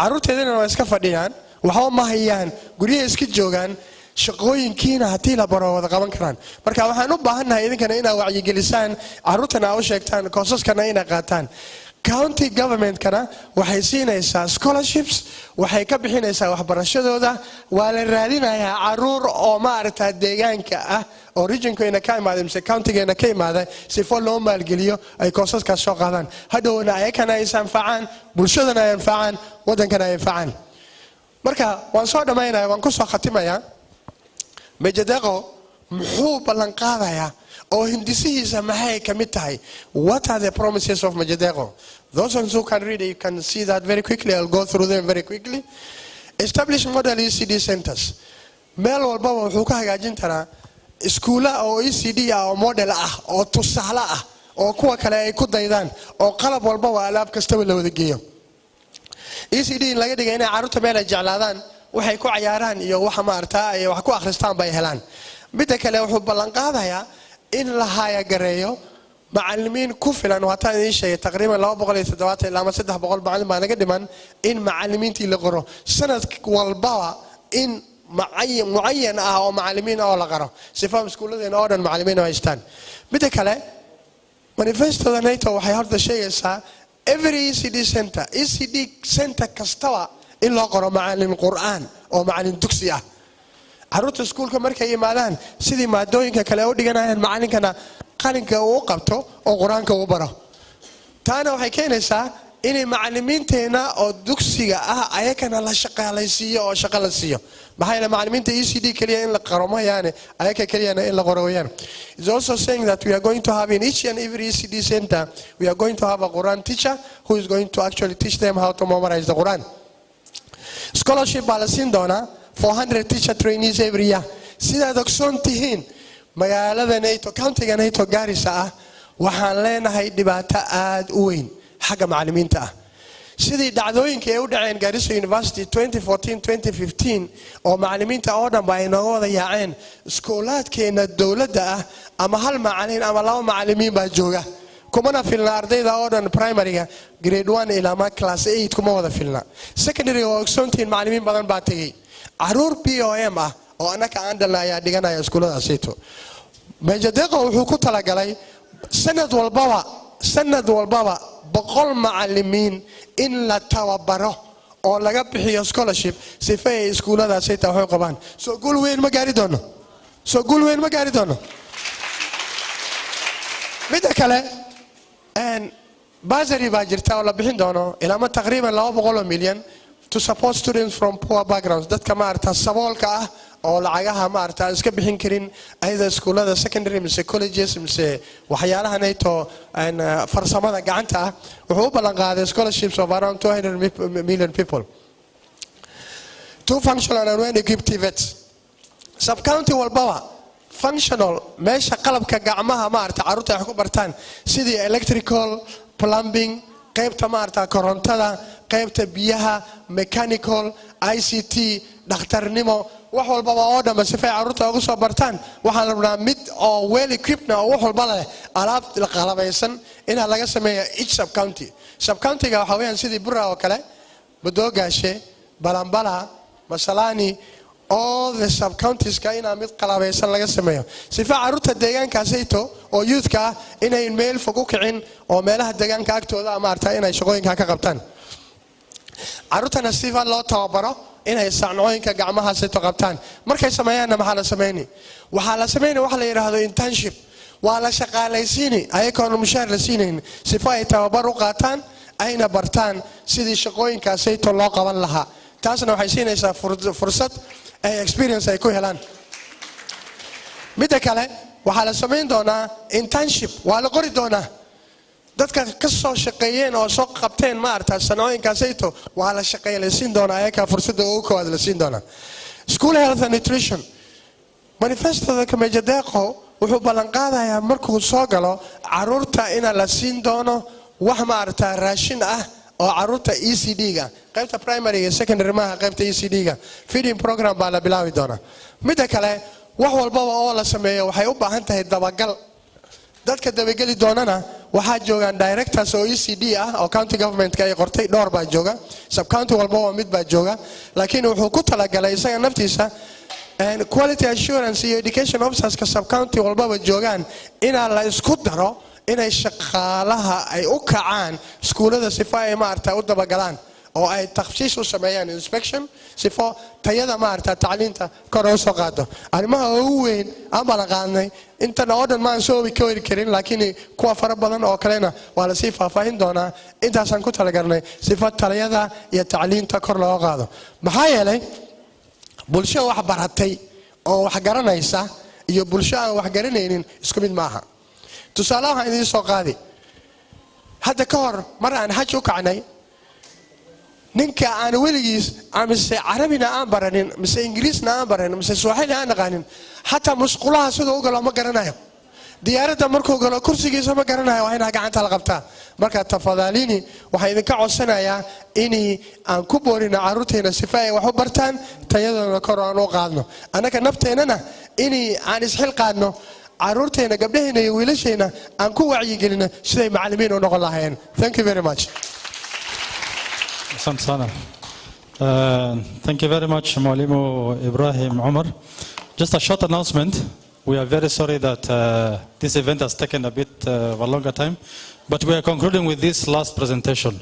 So please keep your patience, keep quiet, let's be attentive. This is not, just a talk. It is something that we need to really sink into our heads so that it gives us the confidence to vote for Major, and we know why we are voting for Major. Now, I want to invite a very beautiful sister here. You see, we've been seeing a lot of men presenting things. I want to invite Sterleen Mohammed Abdi, or Abdi Mohammed, I'm not sure, who is going to deliver a short presentation on youth, women, and persons living with disability. As you can see, she's young and she's a woman, so probably she will give us final details of what we need to do about this sector. Thank you.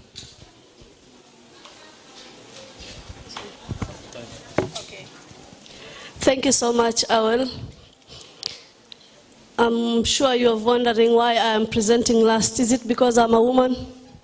No. Actually, Awel wanted to test my endurance because I've been in that field of sports. So yeah, I managed to endure. Thank you so much. My name is Sterleen Mohammed Abdi, and I am excited and thrilled to be part of this launch of the manifesto and the trust and honor that our incoming Governor Major DEKO has bestowed upon us. When drafting laws concerning the youth or women, it is imparable to facilitate their participation through consultation so that they can contribute to the debates and policy in lawmaking. I am glad that today Major DEKO contributed, involved us in this manifesto of his, because he consulted us and we are delivering on behalf of him. Thank you so much also for that honor. I will call it honor. And today the manifesto, which I like to call it in my own way, the hope of Garissa, because surely we've lost hope in all sectors. And the people who are in front of me have touched on basic topics, important topics of health, agriculture, education, water. All those sectors affect us as youth, women, and also persons living with disability, because youth need water also, women need water, and persons living with disability need water. The same way they need education, the same way they need health facilities, the same way we need change. Thank you so much. So I'd like to talk about my presentation here. Because my topic is quite sensitive, I have broken down my presentation to the 3 groups that I am interested in. Unlike others who are presented it in a merge, mine is, I'll present it in 3, because as much as the government, the national government has merged our interests as youth, women, and persons living with disability, I'd like to resonate with you personally here as a youth. I want to touch you personally here as a young woman, as an elder woman, and also as a person living with disability. What are your challenges? What are the opportunities? And what are the solutions to those problems that we're going to highlight? So the question that you must ask yourself here first is, why the youth, women, and persons with disabilities? First, the youth, because we are the majority of the population, right? The women, because we are the backbone of the society, and persons living with disability, because surely as a society we've neglected those needs of the persons living with disability. So I'd like to first highlight the challenges facing the youth in Garissa County. The challenges facing the youth generally is, we cannot even exhaust them, right? Because they are the same challenges that are faced by different types of, in different types of the world. But to be a youth here in Garissa is a hassle itself. So I would like to not dwell much on my presentation here. You're just going to read it, but I want to highlight 5 major problems or challenges that the youth face here. The biggest problem is unemployment. When you talk about unemployment, only what comes to your mind is being employed, right? So we talk about unemployment, we like to cry our eyes out, oh, so-and-so haven't employed me, we don't have connections. But the topic of unemployment is quite large. Are we empowered enough to employ ourselves? are we empowered enough to come up with ideas that can help us to solve this unemployment issue? This unemployment issue should not be left to those people in charge only. We as youth, women, and persons living with disability, we have to take chances ourselves to create employment for ourselves, and that cannot happen with bad governance, of course. The root cause of unemployment is definitely bad governance. The next point is, I'll say poverty. I've merged employment and empowerment. I'll say poverty. These topics are interconnected. When you are unemployed, of course, you don't have any means of livelihood. So that means you cannot cater for basic necessities that are very important. You cannot have decent living. So that will lead you to poverty. And it's sad that youth and women and persons living with disability are the ones to suffer most when it comes to poverty, because we are marginalized. The next one is lack of technical skills. Not only just technical skills, relevant skills that are being here offered in the market. There is a glaring mismatch between what is offered in the technical institutions and the realistic demands of the job market. Mr. Ibrahim talked about the TVET institutions, but when you go to those TVET institutions, they are, what is offered in their curriculum, it's not what is actually out here in the market. We as a livestock rearing community, there is no curriculum in TVET institution that take us animal health production or milk production and stuff. So why is it even the TVET important to us as nomadic lifestyle? It's not, right? So we need, as much as we need those technical skills, we need those ones which are relevant to us. Poverty will drive me again to crime, drugs, and substance abuse. We all know that the devil is what? An idle mind is a devil workshop, right? So when the youth, when the young people have no employment, they are not empowered, they have no source of income, they are poor, definitely. They'll have to resort to other shortcuts in life. And sadly, these shortcuts drag them into the world of crime, drag them into the world of drugs and substance abuse. We have seen yesterday's report on KTN and Citizen, the prevalence of teenagers and young adults, those who are watching. And I will really encourage the youth to go back to that report yesterday to see how, like, teenage between 15 and 29 years have been the most affected by HIV. Just right here in Tana River even. Tana River, we just walk, it's just a walking distance, and that means there's a problem here for youth in Garissa. And majority of those age groups were female. So drugs has been an issue here in Garissa, and sadly, it's an issue that is not quietly brought out well by the county government.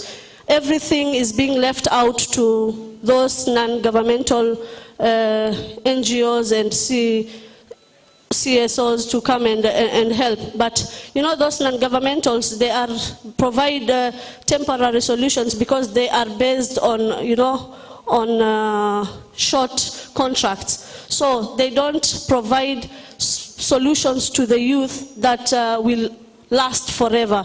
We need to link up as a government, to link with those non-governmental organizations to address this well. And I want to direct this question to Major DEKO directly, that you need to address this issue as a county, and you need to take responsibility for this youth, because if you are coming here and promising a lot of things to them and you're not fulfilling them, you will be failing them. And those crime, drugs, and substance abuse, will lead me to point mental health. Mental health is a topic that is a trend topic, emerging topic in all sectors. It cuts across. Mental health, poverty, unemployment, lack of technical skills, crime and drugs will definitely lead to youths talking to themselves, right? They are frustrated with life, they are frustrated with themselves, they are angry at the government, they are angry at themselves, at the family level. People are scattered, you know. There is no unity because of a failed government. So it will lead to mental health. The next one I want to talk about youth and sports. Sadly, here in our community or our society, we don't value sports. We don't value sports, and sports could actually be an opportunity for us as a youth to dent unemployment. Sports, if well managed or tackled by any government, can be a useful thing. First, I want to highlight the gaps in sports. Institutional representation. We here in Garissa, we don't have an organized office that advocates for youth who are involved in sports. The youths are scattered in fields playing football with their bare foot, and they cannot even. We've seen football pitches here in Garissa. There is no like hakuna football pitch. Yeah, to say it's a county property. The ones that are there are businesses owned that you need to pay 2,000 for you to play football. Sindio, you don't need to pay anything to access those facilities. So I would urge the youth to take up those initiatives in sports. We also lack financial. The youth also lack financial constraint. They have financial constraint. There will be no financial support or investment from the county leadership, none at all. If you go to the youth office, it's just like dust, and I think that office is not well represented. Lack of motivation by the youth leading to early retirement. You see a youth that he has passion for this sport, but because there is nobody to motivate them. You know what, you are a great player. I see yourself playing in Arsenal in future. I see yourself playing for Manchester in future. That youth is forced to be a boda rider in future, right? He's forced to live his dream and live another dream that is not his. Our government is promising youth that we are going to tap all your potentials concerning the youth. The opportunities that are there is the talented youth who have passion in sports in the county. We will tap their talents, yes. We will create platforms. The opportunities that are there, there are platforms for the youth to get employment. As I said earlier, we need to open our mind broader and see employment in sports. Sindio, we need to find coaches, we need referees, we need players who are going to represent us at a national level. I'll be very glad if my team, by the I manage a basketball team here in Garissa, play for the Kenya Morans that come from Garissa, and I see that future in Major DEKO. Next slide, please. Let's talk about women in Garissa County. Today, I am sad. I am not a happy woman to be in Garissa because we have been marginalized. I cannot boast of achievements that women in Garissa have managed to have. So in that case, I'm going to highlight the challenges that the women face. Mostly, they are intertwined. The challenges that the youth face are almost somewhat the same that the women face, but there are some needs that women have that the youth don't have, right? So first of all, obviously, it's poor health services as being described here before us.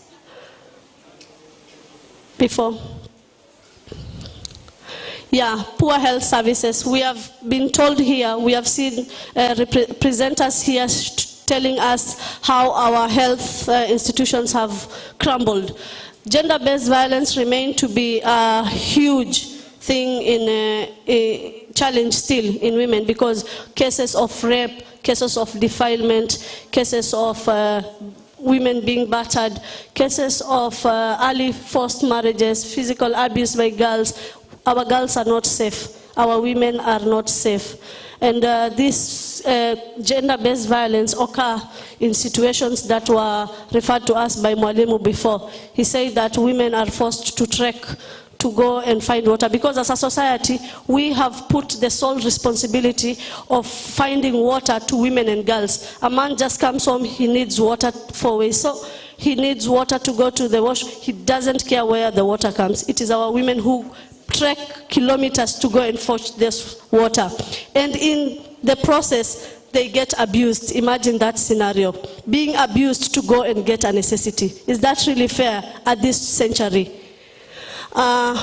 Poverty. We are embodied in poverty because women are not empowered enough. Yes, we are empowered in offices. We were empowered in boardrooms. We are just empowered in mere conversation. But on the ground, women are not empowered. People just come, talk, we will do this for women, we will do that for women. I want to promise you that in this government, there is less of talking and more of working and impact.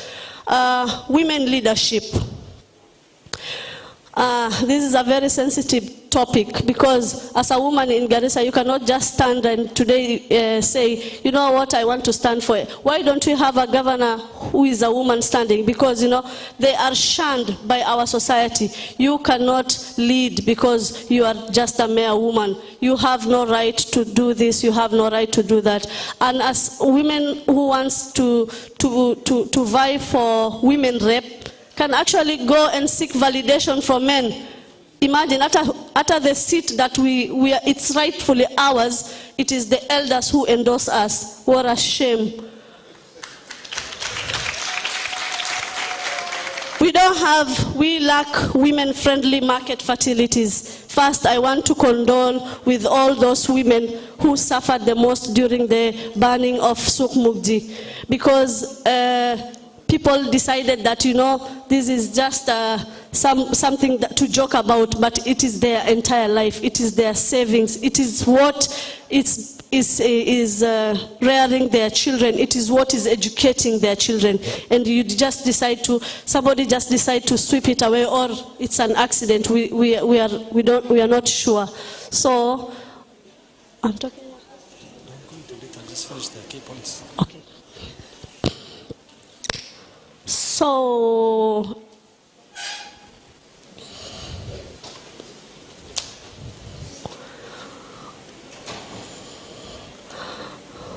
women also suffer high level of illiteracy. I'm talking about now the rural women. As much as we want to talk about women, we must differentiate between an urban woman and a rural woman. And a rural woman suffers the most compared to an urban woman, because she is not empowered much. She is not given that chance to education and such. Conflicts affect women and children more than men. Drugs is also an issue. We've seen at the report yesterday. Okay. Now we move to persons living with disability.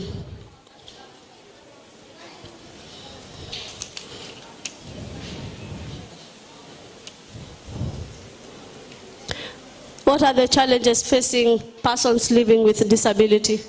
The first challenge is accessibility. You imagine you being a person who lives with disability and cannot access basic necessities because you don't have those assistive, adaptive and rehabilitation devices that can make things easy for you. as a society, we stigmatize those persons living with disability so much at the birth level instead of encouraging them, so they are not even socially, economically, and academically empowered. Disability-friendly health facilities that we've talked about, we need those things highlighted, and it's a key thing that is highlighted in this government. Poverty also affects persons living with disability. Education. As society, we have seen persons living with disability are deprived of education, which is a right bestowed upon them by the Constitution of Kenya. And because they cannot, their parents decide to hide them and not take them to schools. The next. So, what are the plans of Major DEKO for women, youth, and persons living with disability? 200 million shillings in a revolving fund for youth, women, and persons living with disability to run SMEs in Garissa every year. Create self-employment opportunities for youth through service contracts in the county. Ensure youth, women, and persons living with disability get fair share in all the government appointments. Create linkages for employment outside Garissa County, both national and international. Next, please, slide. Provide counseling and rehabilitation services for youth affected by drugs and depression. In that rehabilitation center, I just want you to give you a brief scenario of a youth in Garissa that is affected by, is highly on drugs and needs unemployment. That burden is not for the government. It goes deep down to the family. So the mother decides, you know what, my son is into drugs. How can I help my son come out of these drugs? She decides to buy him a tuk-tuk. The youth who has been submerged in a drug has been bought a tuk-tuk by the mother.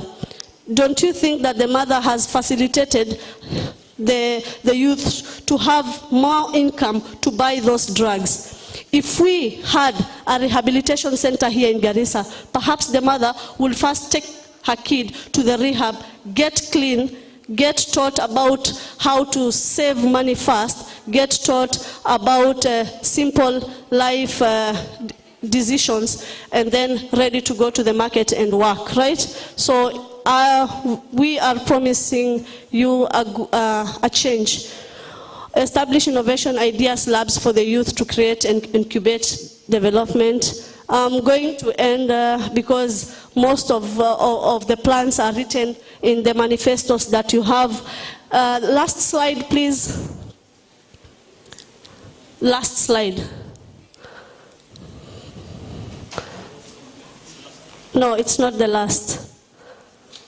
So, on behalf of Major DEKO and the team that worked tirelessly to come up with this manifesto, and because of the problems that we have highlighted here in front of you, I want you all, youth, women, and persons living with disability, resident of Garissa, to be part of our team. Help us help you. Thank you so much.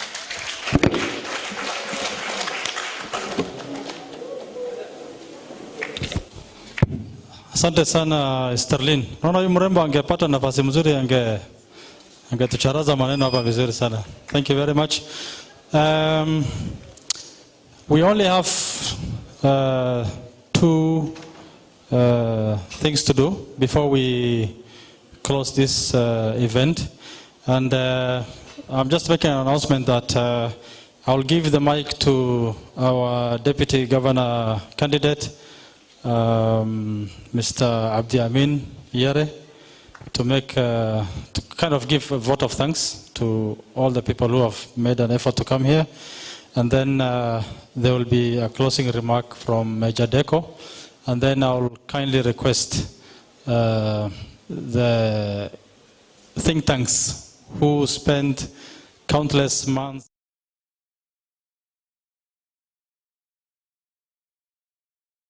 after Major DEKO addresses the gathering for one final photo, and then we close, inshallah. So, Bwana DJ, karibu.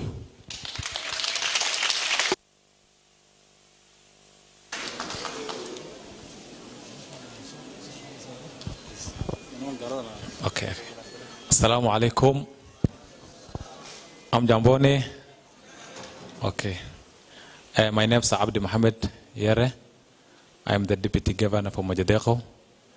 And first of all, I take this opportunity to thank all the members who have attended here and across all the residents from Garissa County.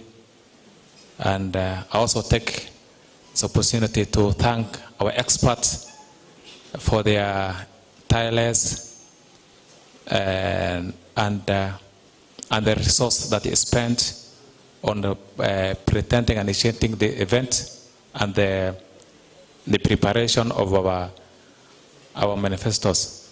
We really appreciate your knowledge. We really appreciate your tireless effort. Thank you all. And I want to add 2 or 3.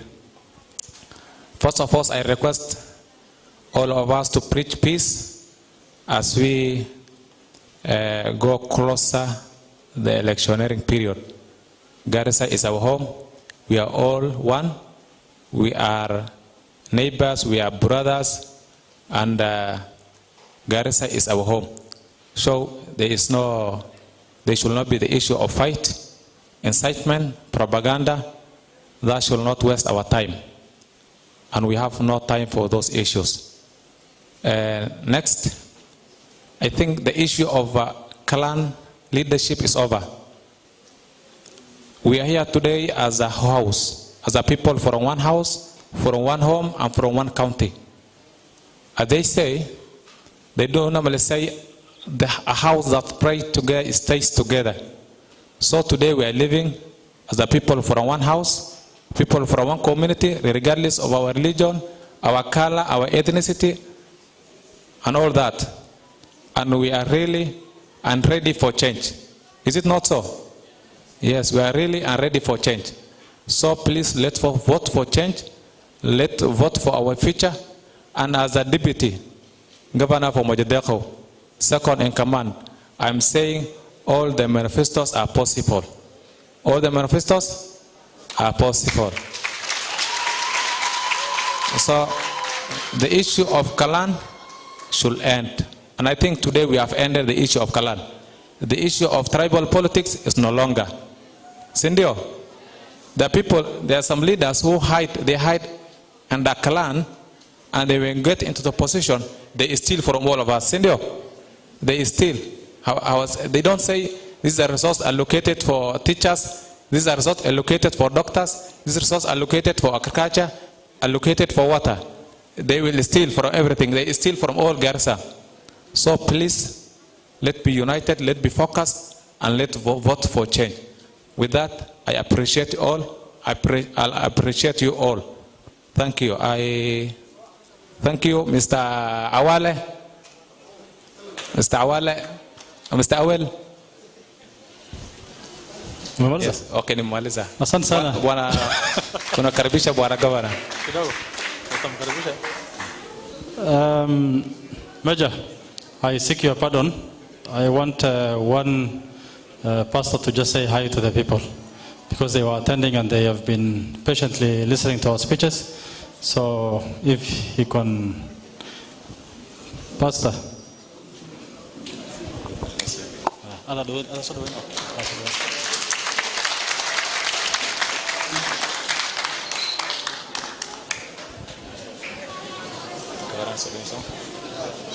Salamia tu watu warafu watu wamechelewa kusali. Asante. Asante sana. Thank you. Ya, asanteni. Bwana asifiwe. Bwana asifiwe. Ya, tunashukuru sana Major DEKO kwa sababu ya kutualika hapa. Our incoming governor. Tunashukuru sana. Mimi namjua DEKO sana. Kama ulisoma Buraist, Mimi nimekuwa braised, nimesomea hapo. That is 1983-84. Nimekuwa county high school 80s mpaka 90s, na nashukuru. Kwa hivyo nikiwa hapa niko nyumbani. Nawakilisha jamii kubwa ya Wakristo. Mimi naitwa Reverend John Mwaura, na hudumu kanisa la Full Gospel, na pia mimi ni chairman Garissa Pastors Forum pamoja na wachungaji wengine. Ningesema tu wachungaji tusimame, wale ambao tumekuja pamoja. Tulipewa 5, sisi ni wengi, na kwa hivyo tunashukuru. Nataka tuseme kwamba tunafurahia kuwa hapa siku ya leo tunapo launch hii manifesto ambayo ni yetu. Mimi ningeomba ya kwamba hii manifesto ambayo Major DEKO, our incoming governor, amekuja ku launch, iwe ni yetu sisi, na yeye atutekelezee yale amesema. Mimi niseme ya kwamba Mungu awe shahidi kwa yale ambao tumeona hapa siku ya leo. Major DEKO, our incoming governor, we shall vote for you. Mimi sijachukua, na tena tunashukuru kama Wakristo, ni governor wa kwanza kutuarika tukuje kwa mkutano wake. Kwa hivyo tunashukuru. Asante sana Sister Damaris kutuconnect na kufika hapa, na tunafurahia na tunasema ya kwamba tuko nyuma yako, tuko pamoja na wewe. Garissa tutapiga kura, Garissa ni yetu, na sana sana utukubuke sokoni. Soko yetu inachomeka kila wakati wa uchaguzi. Ningeomba this time round mambo ya soko kunyomeka, Major DEKO ukiingia, iwe ni jambo la mwisho. Soko yetu in 2027 tutakuwa tu, isichomeke ama namna gani? Maana ina affect sisi wote, ina affect wa Somali, ina affect wa Kristo. Kwa hivyo ni jambo letu. Kwa hivyo sisi kama wana Garissa na kama kanisa na Wakristo tunasema ya kwamba tunafurahia pia kutabulika. Asante kwa our incoming David Governor. Kile tunaomba ni ya kwamba hata sisi Wakristo katika hiyo manifesto yako na faith based, maana tuweke mahali, ndio tutakuwa tunapelekea watu wetu mambo yale, maana sheikh na mchungaji ni watu wanaamini kama tu. Tunashukuru sana, asante sana kwa kila mmoja wetu. Mungu atubariki. Our governor, we are praying for you and your team and your expert. You have done something good for us. Now we want to come to make you in, and then now you come and implement what you have told us today. Thank you very much, even for last chance. And I think it is a very beautiful day, hopeful day, a bright day.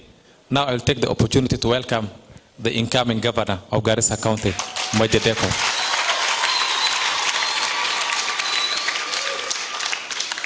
Karibu bwana governor. Bismillahirrahmanirrahim. Poleni sana, nafikiri time imeisha for wale Waislamu wenzetu ambao to need to go and pray. I think the presentation took too long. If you looked at the presentation, mko shahidi kwamba what we have promised is not what is impossible. We just promised the very basic way of doing things, the very basic requirements of our society. We are not promising something that is out of the blues that we cannot find solution for. The solutions and the issues we have raised, if you look at the presentation, we had 3 parts. We had identified the problem.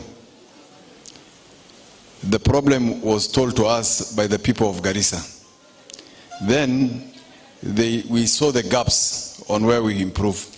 Then we provided a solution on how we want to improve where the problem is. Unlike other manifestos that talks too big of what to do to change Garissa. So I promise the people of Garissa, given the mandate, we shall follow what we have promised, and we shall deliver what we have promised. While seated here, while I was talking here the first time, and when I sat down went back to my seat, I got a message from one health practitioner who said we are on board a BROBOX vehicle from Hologo sub-county with a mother retained placenta. I don't know, the health personnel will understand. In a BROBOX for further management to Garissa Hospital. Then the next message was Inna lillahi wa inna ila raji'un. We lost a patient midway Dagega. We are going back to Hologo. This is the situation we are in Garissa County. I believe in Kastoha there is hijrata tariq. If managed well, something better will have come out of this. This is the Garissa we are in. Those of you who think otherwise, that there is a solution to the competitors, then we will live in the same problem for another 5 years. It is unfortunate that sisi wenyewe will put ourselves again in the same problem for another 5 years. Hadan regaris ne. Regaris waine ogadan dowladnimada macnaheeda waxay tahay. Sorry for the non-Somali speaking. Dowladan macnaheeda waxay tahay dowladnimo. What is the government? It is not who the person that is in office, the closest relative in office. That is not what dowladnimo is, or that's what government is. We have a very serious problem in Garissa County. If we allow Garissa County to go back to another 5 years or another 10 years of this situation, then I am sure you will feel where we are headed to. We have collapsed. I don't know what we'll call the next one. Therefore, I take this opportunity. I will allow you people of Garissa to form a group. Those who want to critique my document, please do so. You are allowed. Many of you, I'm in many groups. I can share my number 0729817180. You can critique my document, and I will be willing to answer you even individually if you didn't get it what I meant. It was not possible. It was not possible to exhaust the presentation because of time. I therefore ask you, the people of Garissa, please, when you are voting or you are putting your vote there, please know ile sababu wewe unaweka hiyo kura kwa hiyo sanduku. It must not be because of your clan. It must be because of what you want. You want hospital facilities. You want water provision. You also need to know when you are voting, the vote you vote, the decision you make, if it is anything other than service delivery, ujue unakuwa unadhulumu maskini mmoja ambaye ako Hologo like this mother, na yule ako Bodai because of the numbers you have. If you vote because of clan and because that clan has the majority number, just know una dhulumu mwenzetu mwingine, a poor, an orphan, a mother in need, a brother in need, somewhere whose vote might not be inaweza kuwa your vote yake isiwe can make the change he needed, but you have, because of your strength, you have used your strength kumukataza the services he needs. That is an appeal I'm making to the people of Garissa.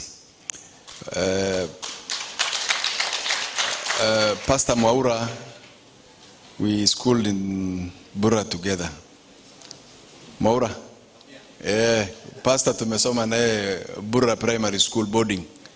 So you can imagine, and that was 1983, 84, 85. I left him there.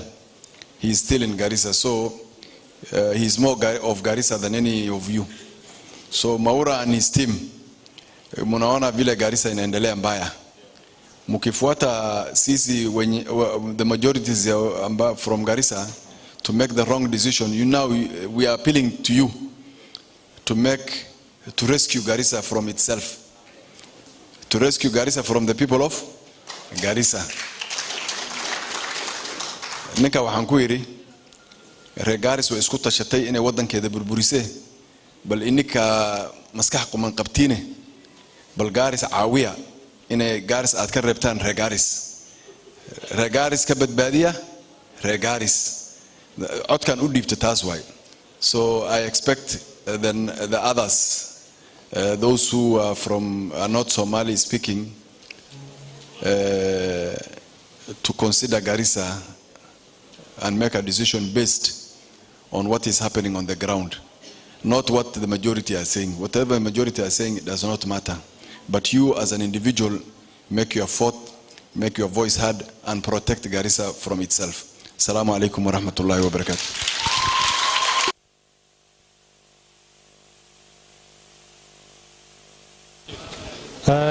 Tunataka kuchukua picha moja sasa ya kufunga hii mkutano. Professor Dabar, Dr. Abdifara, Pastor Maura na watu yako. University students, nimesahau, leta watu yako hapa. We would just want to give a representative, photo of the people who are here today. Hadaradan, naima wadata.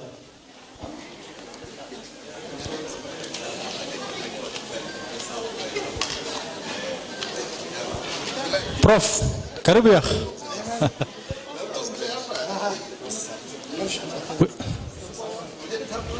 Let's do a curved line, eh? Let's do a curved line. Wale wafupi kama mimi wanaweza kuja mbele kidogo. Sorry. Agero reno. Haya wanete gani?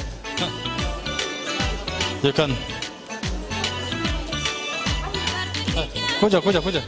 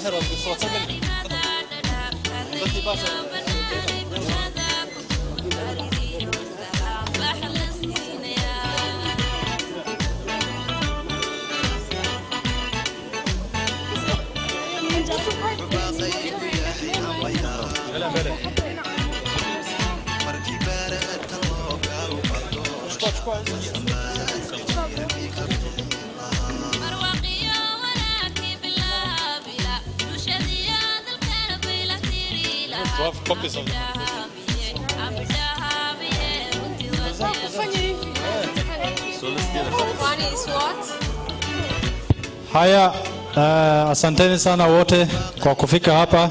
Tumeshukuru wakati yenu na ile patience yote mmetupatia. Thank you very much. Shirika unaoharain.